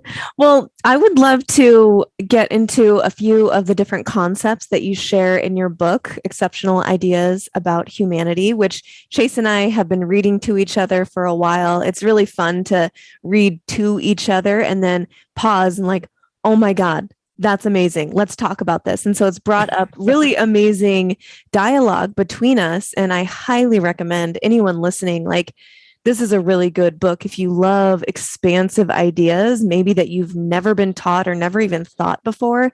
The way that Jonathan has laid out this book is really, it's bite-sized, where the chapters are, usually pretty short, but they are nutrient dense. They are so packed with exceptional ideas. And so highly recommend this book. It's just been fascinating. And so I would love to kind of explore some of these topics a little bit more with you. And, we've talked about here and there, you've mentioned a few times, politics, politicians, government, the role, maybe some of the shortcomings. And as we were reading early on in the book, I highlight, underlined this line from you because it resonated with me so deeply. I meditated on it. It was really profound. And you say in a section kind of explaining some ideas about general politics, you say, politics go left and right. Consciousness goes up and down, which just hit me so hard. Can you speak about that a little bit and what you meant and how we can approach politics versus consciousness? All right. So first of all, thank you so much for your lovely, kind words. I'm flattered and I'm very honored for you both to have read this book of mine and even meditated on it. I would very much like to answer this question, but prior to that, just going briefly back on the topic of mentorship, because there was something we mentioned in the pre-podcast conversation that we had regarding the finding of mentors. And I just want to mention it briefly because it's very important. I think it was Chase who asked me then, what advice would you give people who are looking for mentors and how would you find them? And a part of the answer that I can remember was, mentors are all around you at all times. You seem to, I'm not talking to Chase there specifically, right? I'm talking to the listeners here. We seem to miss out on mentorship opportunities simply because we don't know how to approach them. So first of all, a mentor can be anybody who piques your interest in a dramatic fashion. There's once in a while, maybe once a month or a few months, once every year or several years, you come across a person that's in front of you and they speak and you realize, wow, that person is something else. I really wish I could have had some more of that person. And then I think the question to ask yourself is, well, would you be able to listen to that person for, say, another 2,000 hours, which is a lot? And if you're like, I don't know. So maybe that's not the person. But if you say, oh, most definitely, 2,000, make it 5,000 for me. Yeah, I want to know way more about that person, what they have to teach. I want to get what they got. I want to understand how their mind works or how they do things. I want to understand their methods or their techniques. I want to be like them potentially. Not necessarily, because a mentor doesn't mean, you have to be like that person. You can also learn to manifest only certain parts of that person. Sometimes there are mentors who are very negative people, but you take 1 or 2 very positive aspects out of their behavior or their career or their way of doing things. That's quite all right. You don't have to be them. So then if you realize, okay, so I am willing to listen to that person for a few extra 1,000 hours if I had the opportunity. So how do I get there? Well, first you have to listen. People like being listened to, and you have to sit next to that person and show them that you're willing to listen if you had that opportunity. So the party, you're at dinner with some mutual friends or whatnot. And ask questions. Ask a lot of questions. Then maybe the next day, maybe a week or 2 or a month later, maybe you shouldn't wait too long. You can reach out to that person. Or maybe you have never met them, but you can still reach out. I reached out to a lot of people. I'm here speaking on this podcast because I reached out to Paul Chek, who's been a mentor figure to me from afar for many years, not in person, and whose work I admired, and I've been following his publications and his numerous lectures for over a decade now. And Paul Chek did not know who I am, and I reached out to him and I sent him some books of mine. He liked what he saw, and then we got talking. I got on his podcast, and now I'm on Mimi and Chase's podcast, who are friends of his. So that is just to say that you can get across to people, even to famous people, but you have to take the initiative. Mm-hmm. And you would see throughout history, if you study, the life stories of a lot of famous people, you'd see that they started out by reaching out to people whom they desired to be as their mentors, or maybe they didn't even imagine that these people could be their mentors, but they believed that these people are something to look up to, that they want to be like them. And then the mentorship process was ignited in some way, shape, or form. And then you can just tell to a person, oh, can you be my mentor? That's a bit, I'm not saying it couldn't happen, right? Like asking somebody on a date. Yeah. But, right. But typically people wouldn't like that so much because mentorship is a big responsibility. Sure. Or maybe they have the character to be a mentor, but they don't quite understand the concept intellectually. So that's not a word or an idea that would speak to them if you verbalize it like that. So rather, you should set up a meeting. And you have to set up a meeting in a manner which is respectful. Show them respect. For instance, you're willing to travel from afar. You're going to do like a 5-hour drive. 10-hour. I traveled to China to study martial arts. My teachers did. That's in the martial arts. These Chinese teachers often saw, those Westerners came from afar. They traveled 10 hours by airplane several times, stayed for weeks, months, years. That means they're serious. That proves to your potential mentor, or, that person means business. So you need to be willing to make a sacrifice. Or maybe it's just a 10-minute drive and you're taking them for a nice restaurant meal. But you try something. Prompt them to talk. Just get them talking. Get more meetings done. Ask if perhaps if the relationship becomes closer, depending on the profession, maybe you can come by, see how they do something at their office or at the factory. Or I don't know, maybe your mentor is doing renovations at people's homes. Maybe you ask them, can I come by with you? See how you work. See your methods. I'm very interested in this. Express your interest, sit with them, listen to them. Then you get to know people. But you have to, usually mentorship either comes by connections, often through family or close friends, or by initiative. And more frequently in our time by initiative, because we've distanced ourselves from mentorship. That's just a few points. Would you like to add something on mentorship before I move on to answer Mimi's question? No, I think that's great. I think giving people tangible tips on maybe what to look for and how to reach out. And I think just really highlighting initiative, that maybe the best mentors that could harmonize with you and what you need in your own path of evolution aren't going to be advertising or marketing a program that they have to offer. Maybe it happens that way, but maybe it's more of an organic meeting that then you realize like, hey, they have a spark of something that I recognize as harmonious to my journey. I'm going to pursue this. I'm going to take the initiative rather than buying a program or, hiring a coach or something like that. It can look different than what we see sometimes on, social media and the online coaches of the world. I think that's important to highlight. So thank you. Hey, Boo Fang. All right, we got to talk about the G word, glyphosate, also known as Roundup. You know that weed killer stuff that your dad sprayed on dandelions in your yard? Well, it's actually licensed as an antibiotic, and it's actually being used on the majority of our foods by conventional and even some organic farmers. This means that every time we eat foods that have been sprayed with glyphosate, we are consuming antibiotics. So not only are we repeatedly wrecking the diversity in our gut microbiome, but glyphosate has also been linked to liver disease, cancer, hormone disruption, birth defects, infertility, depression, and more. So this is a really big deal.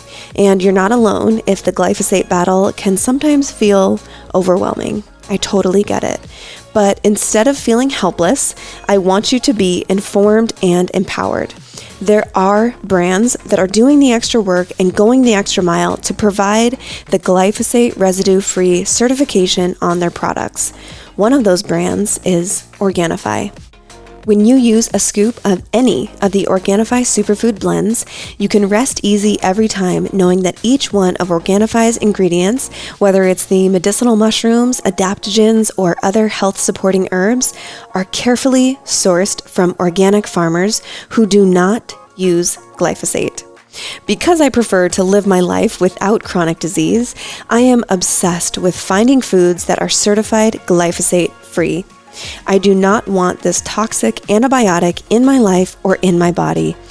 Being your own best health advocate starts with understanding exactly what is going into your beautiful body. And Organifi makes it so easy for us. My favorites right now are the green, the red, and the gold, also known as the Sunrise to Sunset Bundle. To grab this bundle or any of the other glyphosate-free Organifi products, go to Organifi.com and use the code MIMIFIT at checkout for 15% off each and every order. That's MIMIFIT at checkout for 15% off. Or just check the show notes. Remember, once we know better, we can do better. And now, you know. Cheers, Boo.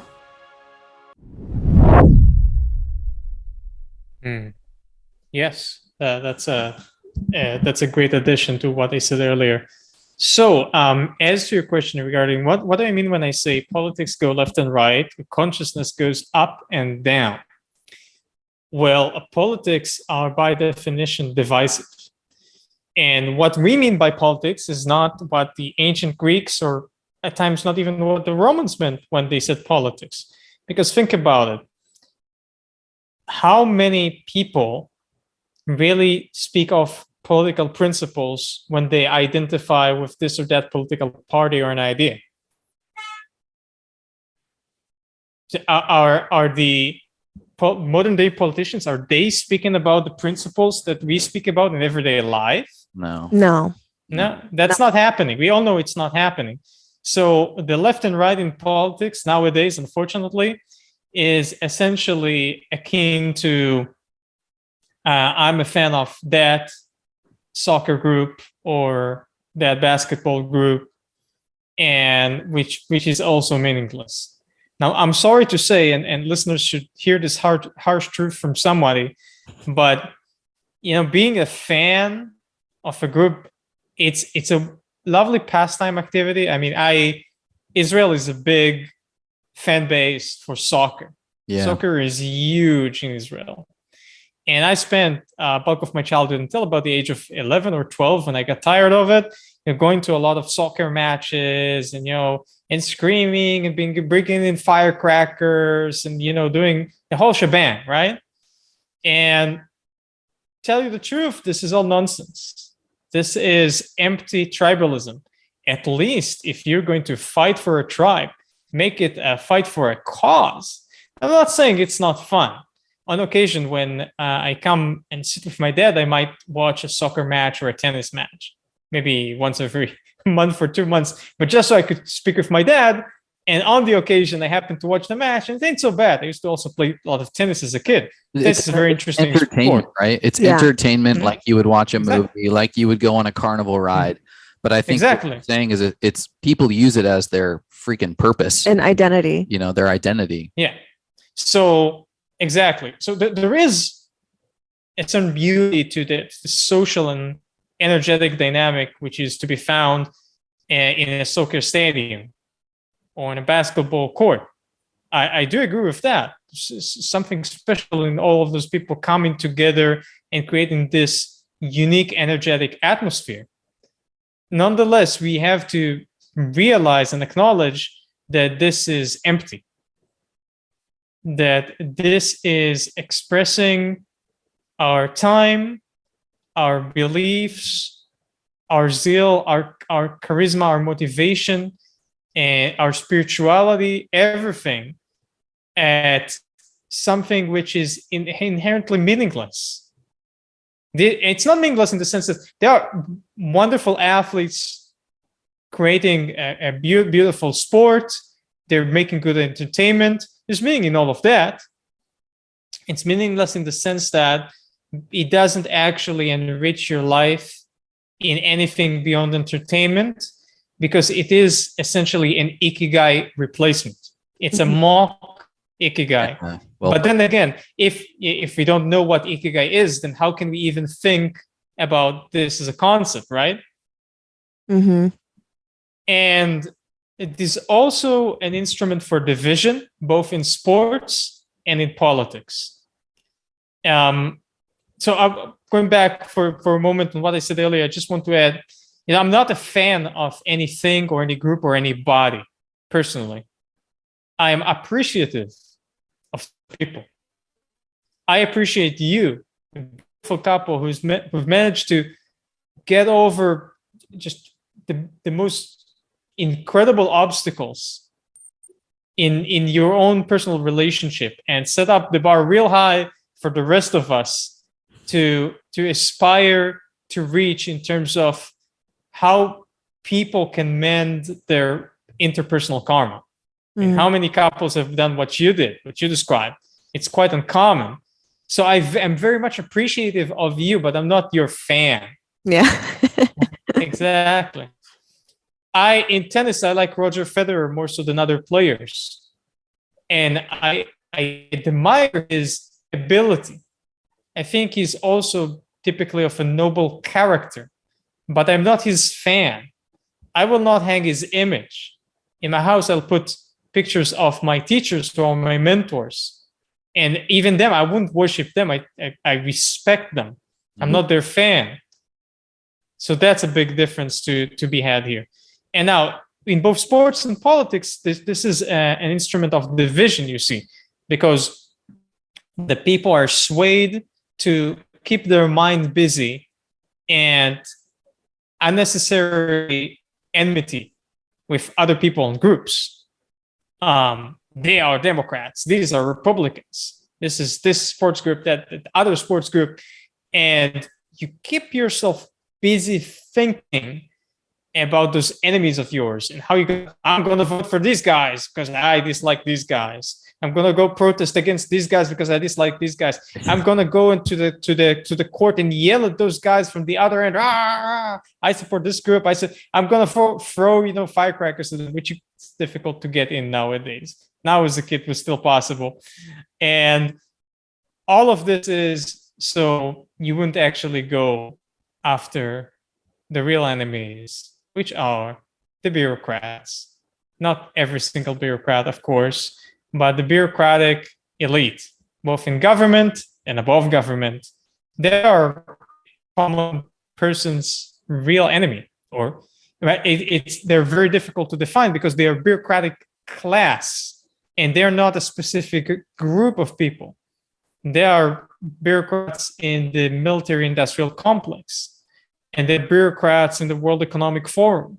They're bureaucrats in the European Union, and they're all over the place. And there should be like this enormous Venn diagram of bureaucrats crossing with one another.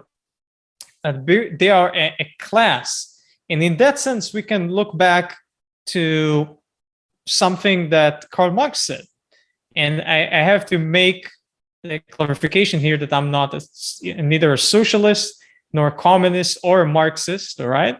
But Karl Marx made a pretty decent analysis at times, not always, of capitalism and of human society. And when Marx speaks of class struggle, there is certainly, to an extent, throughout history, and in our time also, a class struggle.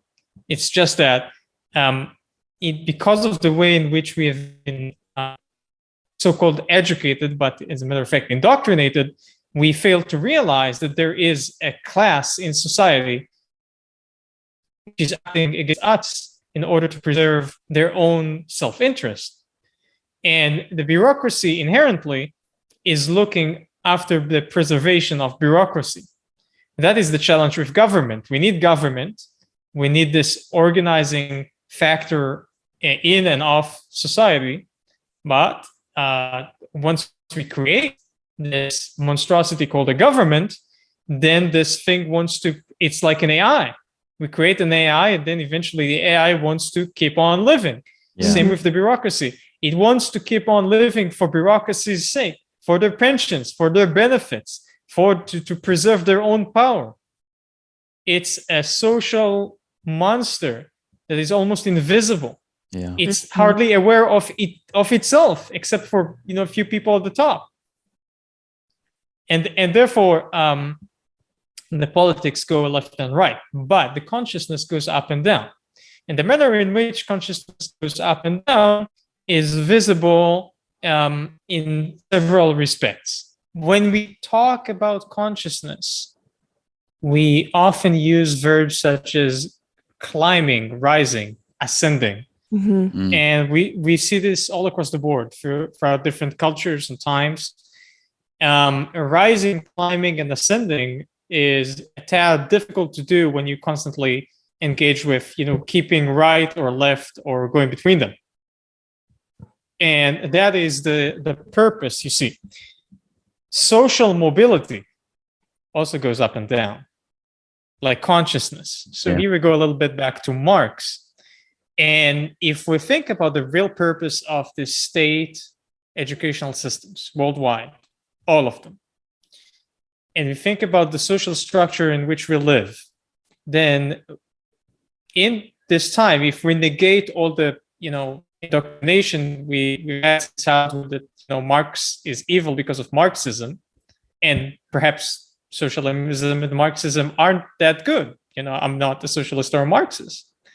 But doesn't mean that everything the person has ever written is negative. And he's written quite a lot, by the way. If listeners would like to check it out, it doesn't make you a communist if you read some of that stuff. And he's talking about class struggle and the idea that there is an intention and design to limit social mobility.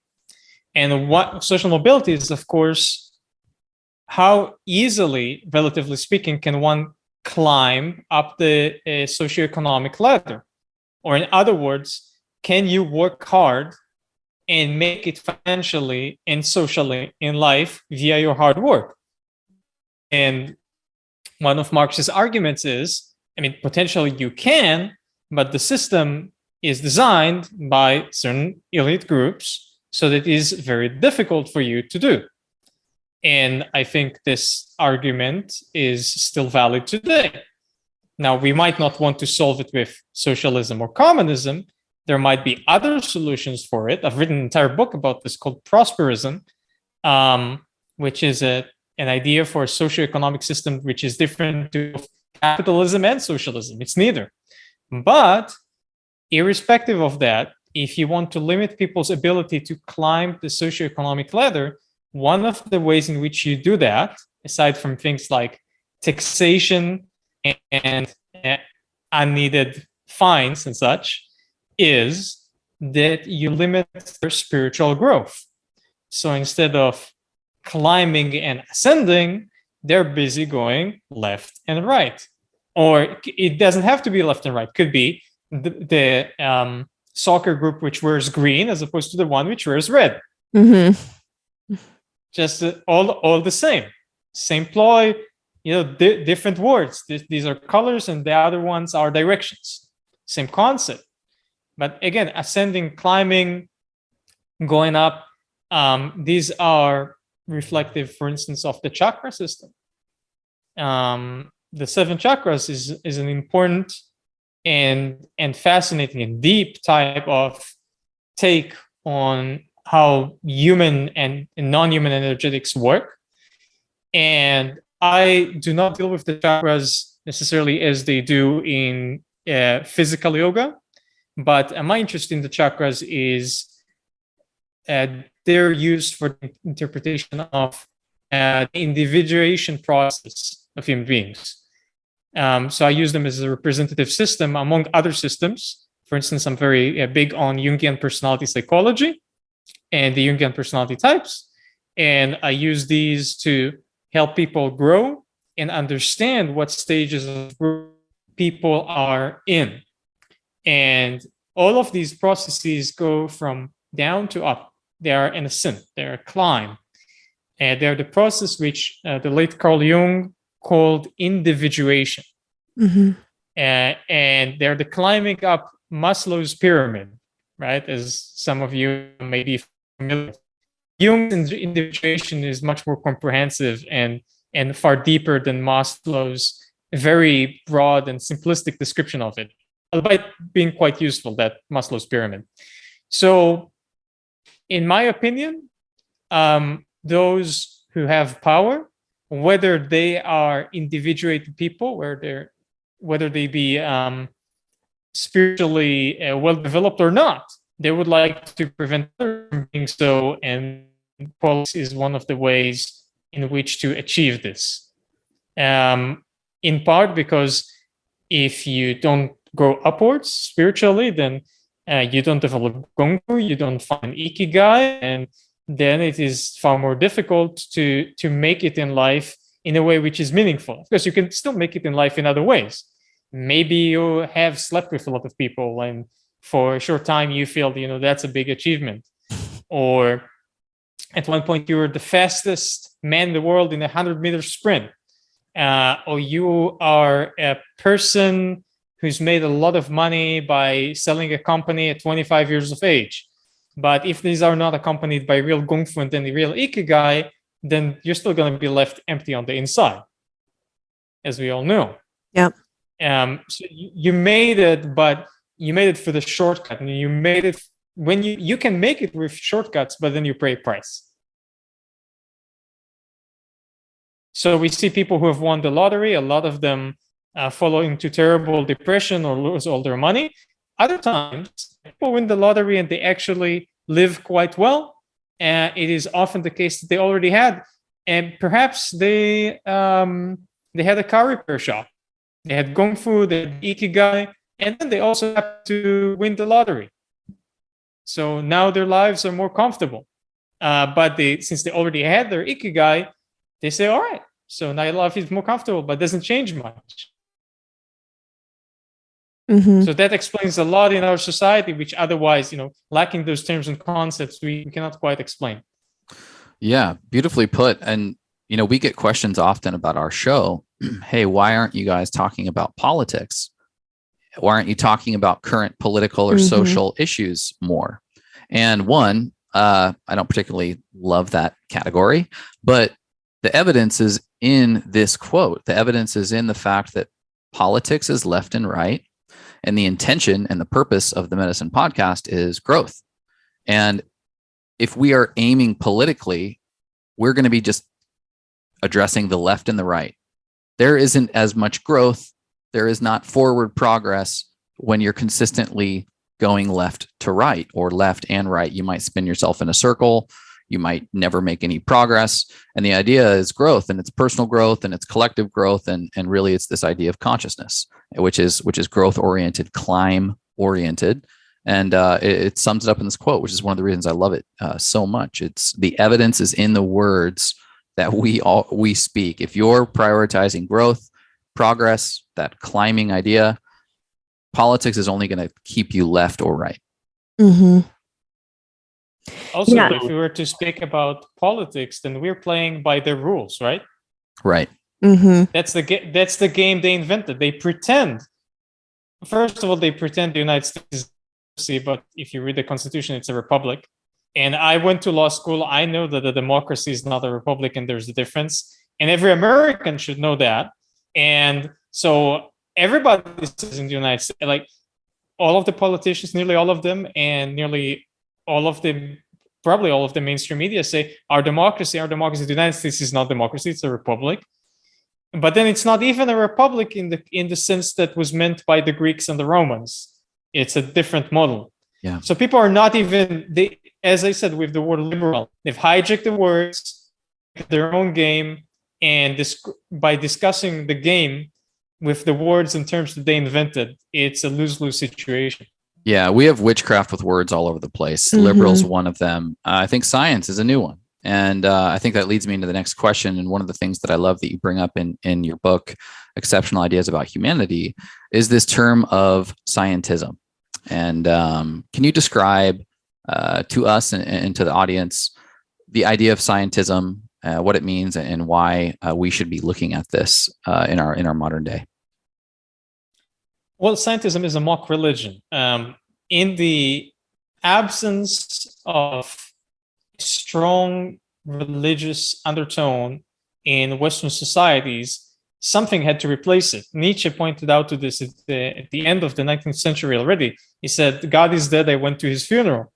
He didn't technically mean, that God has died and he was at the funeral. He meant this metaphorically, that Western civilization has made a concentrated effort, or perhaps more so the elites in Western civilization, maybe going as far back as to, when one of the British kings formed, Anglicanism, when he parted the way with the Pope, right? Mm-hmm. Yep. This is essentially when the European monarchy started looking in the direction of, maybe we can just create our own thing here. We don't really need those Catholics in Rome, right? Right. And then started this very slow process in which they were killing the traditional religion, which had good and bad aspects to it. And I should know, the Jews have suffered a lot from the Catholic take on religion, but religion was all-encompassing and gave solutions to just about every single question and need in everyday life. Tried to answer everything and has developed answers for everything over many, many centuries. And then they killed it off rather quickly in one fell swoop by the end. It came in between, say, the middle of the 19th century to the middle of the 20th century. And, in Europe, most people are not religious nowadays. And then what happened was that people still were left with this empty feeling inside because there are no cultural terms to explain what they're looking for.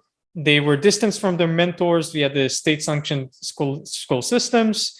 They don't have a word to speak what Gong Fu is. Gong Fu is often acquired through mentorship, apprenticeship under a mentor, and that was gone gradually. And for the most part, all profession-centered, academies and universities and schools and whatnot.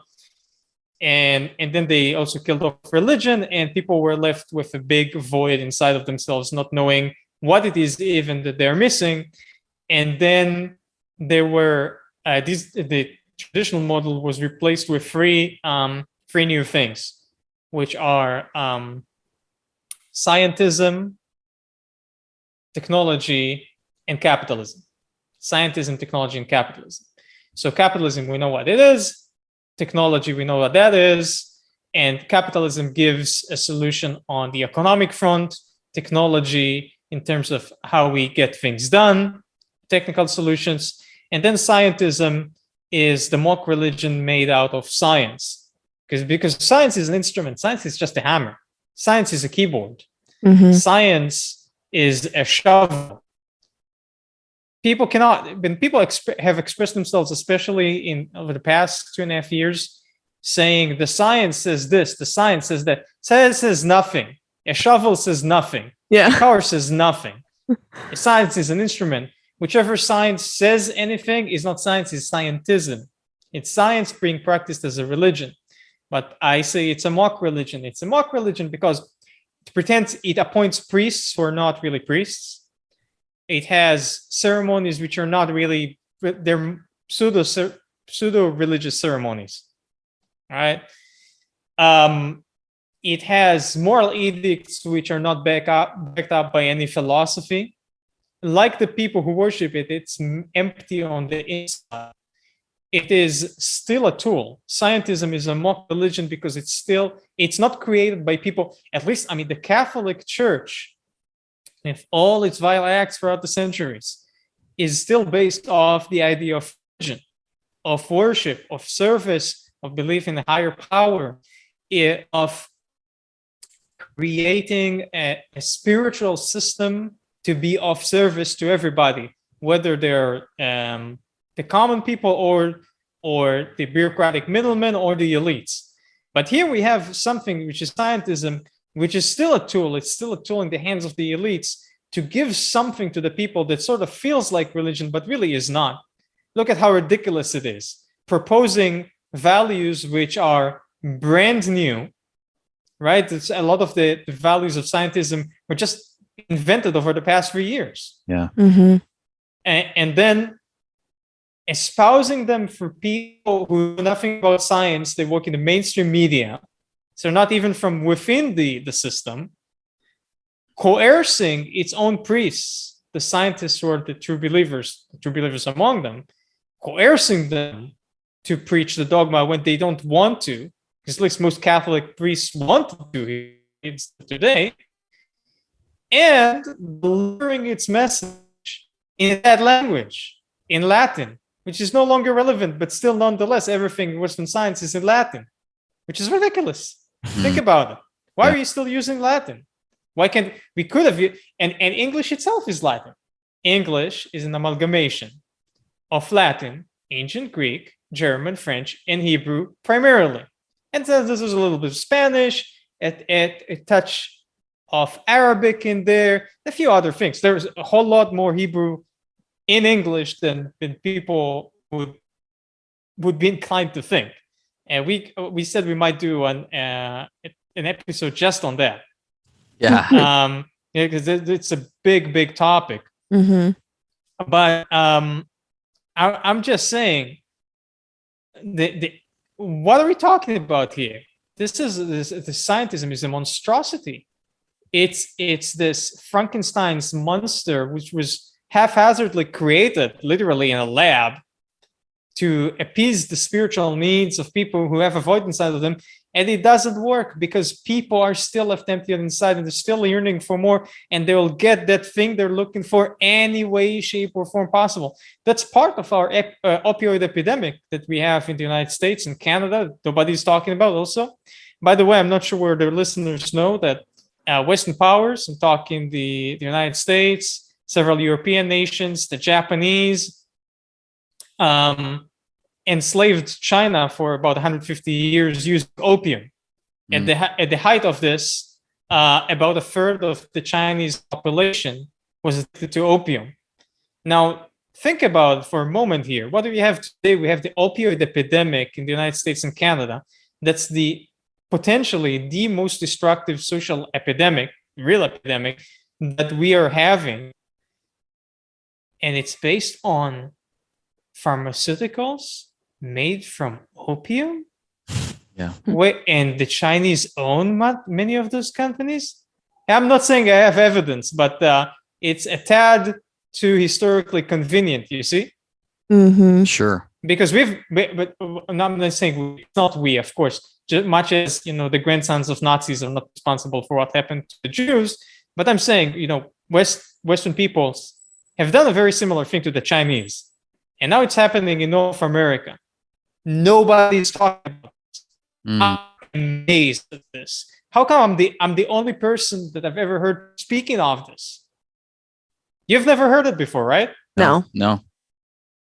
And you know what else? What they do in Canada and in all of the British Commonwealth, they on Memorial Day they wear those poppies, right?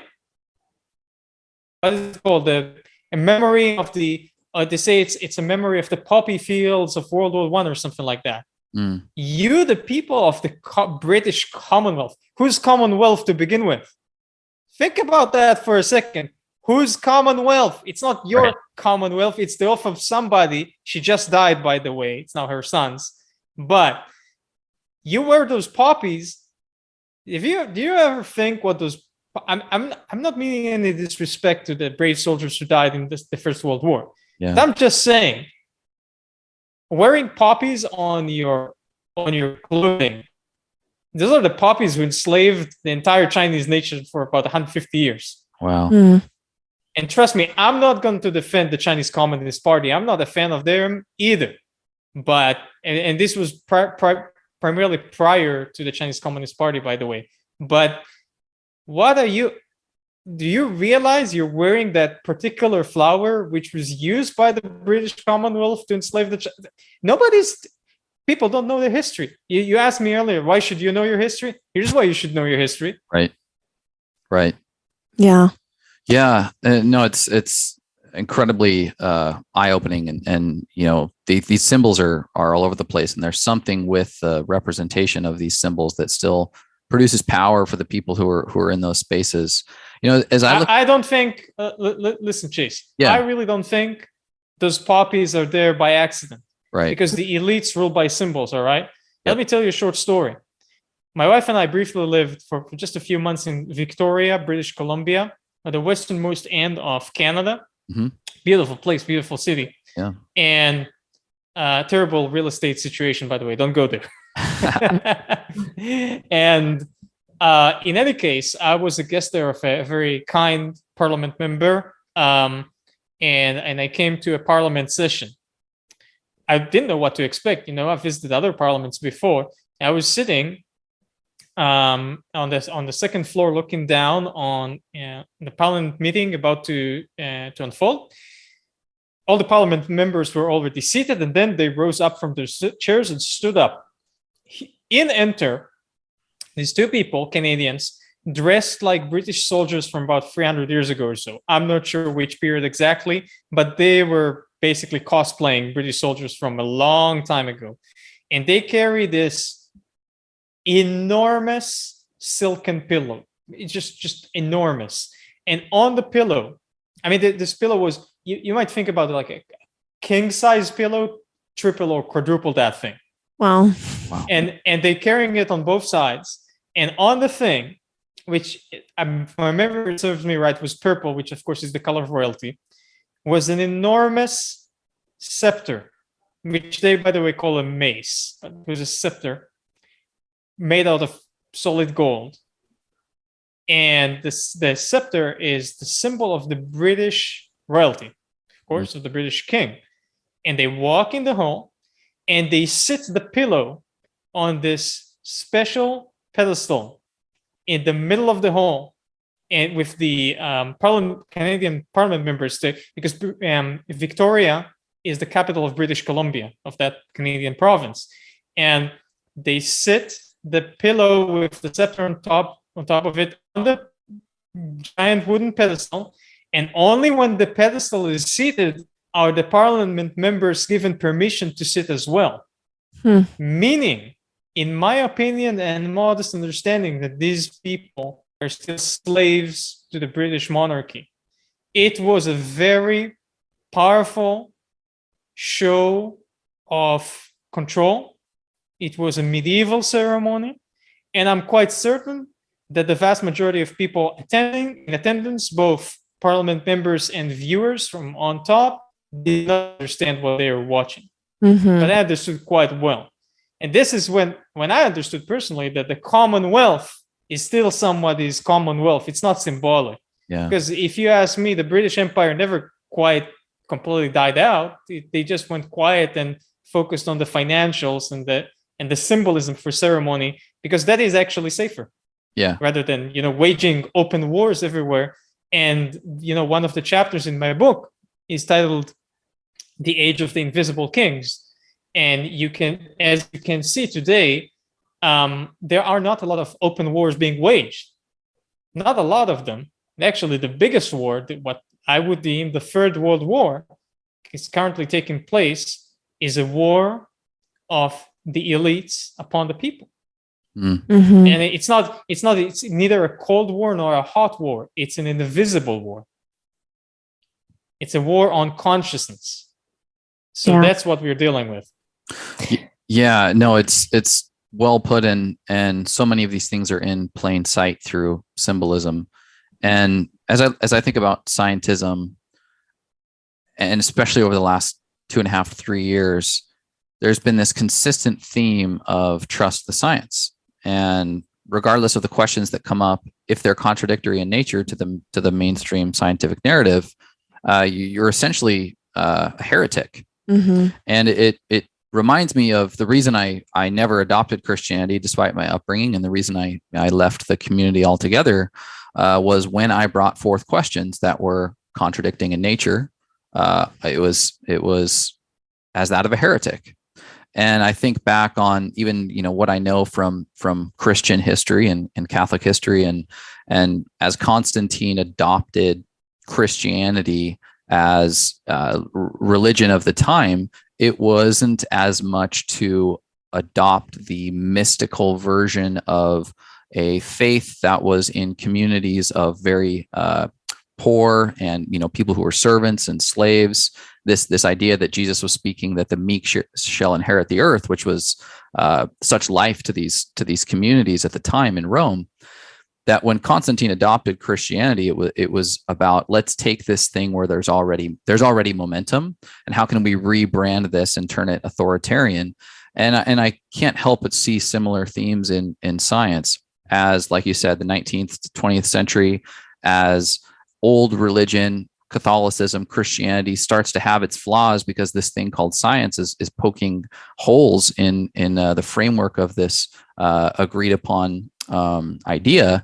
It's a similar rebranding, if you will, of authority, and it's scientism, and these themes are consistent. The nature of the communication from the authority, in this case the science authority, is not unlike the communication that's taken place for thousands of years, as people have challenged the status quo. They've challenged the mainstream narrative, and although it may have looked like religion in the past, it feels like science now. And if you're making claims of, hey, I don't understand, this doesn't seem right to me, instead of an explanation, or instead of working through problems or gaps, it's actually to call heresy.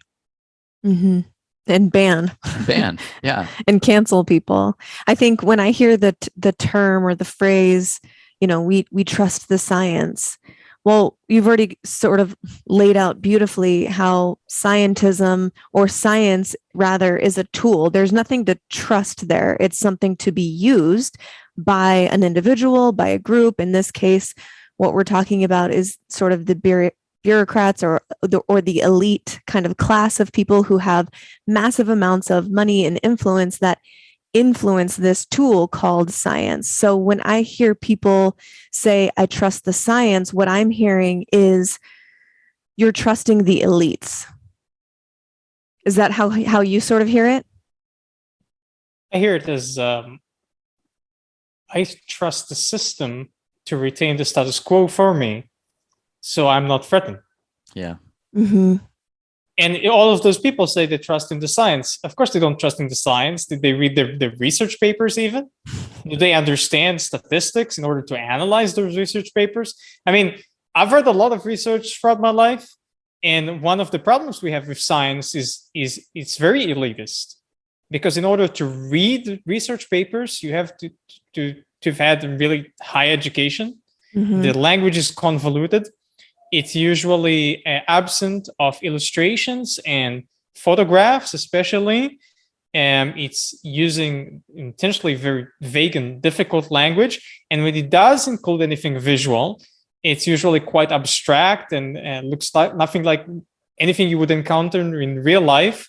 It's lacking a connection with the everyday present and the needs of people.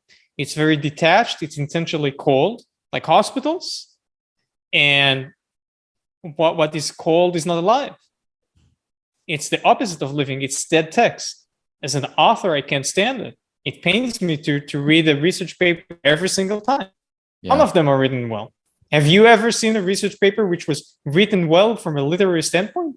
No, it's brutal. It's brutal to get through. Yeah, and I actually do read quite a bit, related to the products that we promote and that we provide to people, because so much there is a lot of research behind some of the products, and so I do have to get into the weeds, and it'll take me 20 minutes to read a paragraph and dissect it in such a way that I could then teach it to someone.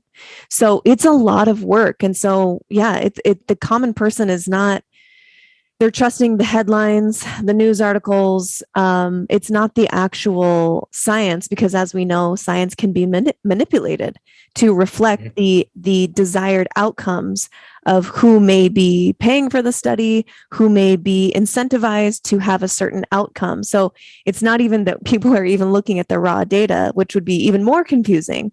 So it's not a black and white. There's so much nuance to this conversation. And unfortunately, as Chase said at the very beginning of this conversation, we like boxes, as humans. We like to be like, oh, that's that, that's this, that's black, that's white, that's left, that's right. It's so hard to live in the nuance and keep asking important questions, questioning your own beliefs even. Like it's a ninja life skill, I feel like, these days. You're absolutely right, Mimi. I wholeheartedly concur with you. And I think that if listeners could just remember one thing about science every time they hear, oh, science says this, scientists say that. Scientists are people. Yeah. Think about these people. Just imagine the person who wrote that research paper or article. Imagine if you met them at a restaurant or a supermarket or going to see a soccer match, or you just happen to sit next to them at the cinema. Guess what? They're people just like you. Mm-hmm. They just happen to I'm a person just like you. We only happen to specialize in different areas of study. So what they write cannot be gospel. They are simply professionals, supposedly, hopefully. And they're not very skilled at expressing their ideas in writing. Let me tell you that. The majority of them. So if you read something and it doesn't make sense to you, and you feel that you could have written this better, then maybe, just maybe, that's an everyday person like you expressing their opinion. Doesn't make it gospel. Yeah. I love that. This is everything we've talked about thus far is highlighting something that, a theme that we talk about in almost every single podcast episode, which is empowering the individual to acquire the tools in life to, we've never used the terms Gong Fu and Ikigai on our podcast, but now we will. But those concepts people can understand. They're quite graspable for people. And we talk about this empowerment of the individual to ask questions, to look deeper, to dissect and peel back the layers of our own programming and indoctrination, and just start to get curious. You don't have to demonize it, but just get curious about this life experience. And, everything that we've talked about today is just pointing back to the individual. The individual is the one who develops a Gong Fu. It's not a corporation. It's not a business. It's not a group. It's not even a community. It has to be an individual process and journey. The Ikigai, stepping into that and evaluating that for your own life. It has to come down to the individual, not us putting our trust and, hope in some external figure, whether that be, Father God in the sky or a government or our favorite sports team. It has to come down to our individual self, intuition, and relationship to every aspect of our life. And I love that everything here has just further highlighted that. So thank you. Thank you very much. And if I might end with a positive note about how we can improve the use of language, because we talked about the hijacking of language, then I think English speakers must come up with their own terms for Gong Fu and Ikigai. One of my future book projects, which are numerous because I write 12 books at the same time. Wow. Is called, in Hebrew, it's called Treasure of the Israelis. And one part of that book consists of a dictionary of Hebrewising a lot of foreign words into the Hebrew language, including Gong Fu and Ikigai, and a lot of words that we basically use almost sounding like their English counterparts in the Hebrew language nowadays, but we should have Hebrew equivalents for. So my thinking is, you fellas or somebody has to come up with English terms for Gong Fu and Ikigai, so you wouldn't have to use the other languages. Yeah. No, that's a really we'll get right to it, and maybe we can come up with something at least for our community of podcast listeners, that when we use these terms in the future, maybe we can put our own spin on it and our own flair, if you will. Absolutely. Yeah, but in doing so, don't just go for what sounds cool or is something that's easy to brand, but rather also look into the historical roots of words. For instance, if you want the word Gong Fu to be a derivative of the word skill, like for instance, if you want to call it skillate, just making up something, right?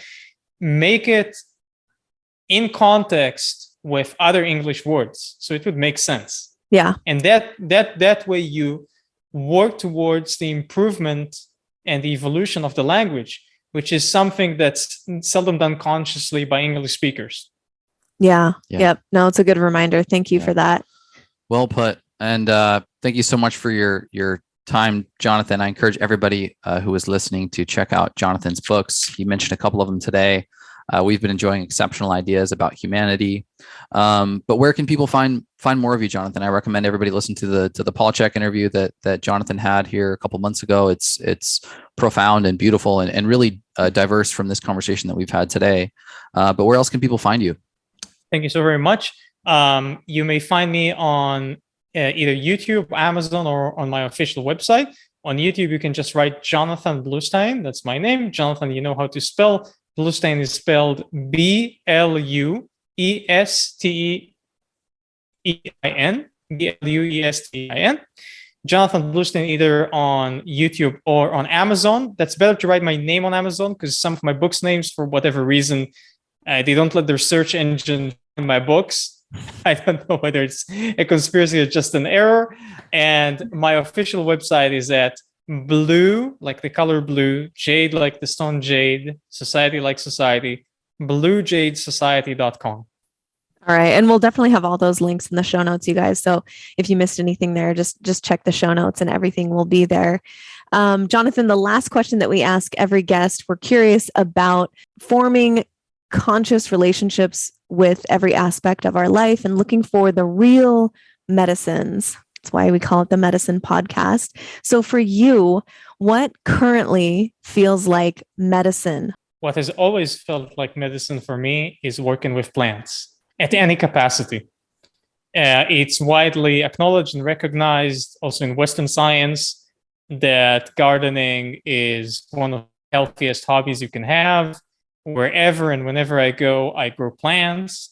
There's some plants I always have, like rosemary, aloe vera, thyme. Seasonally, I like to grow tomatoes, and also wormwood, the Middle Eastern version. That's tree wormwood.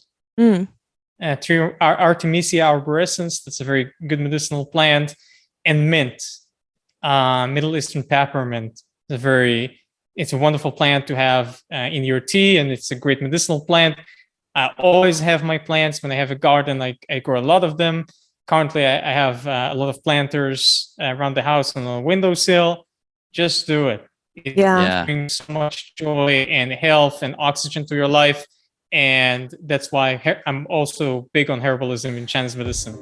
That's the thing I like most to do. And building a relationship with plants, whether just ornamentals or edible plants or herbal medicines, they're all wonderful. Cultivate that relationship. That always feels like medicine to me.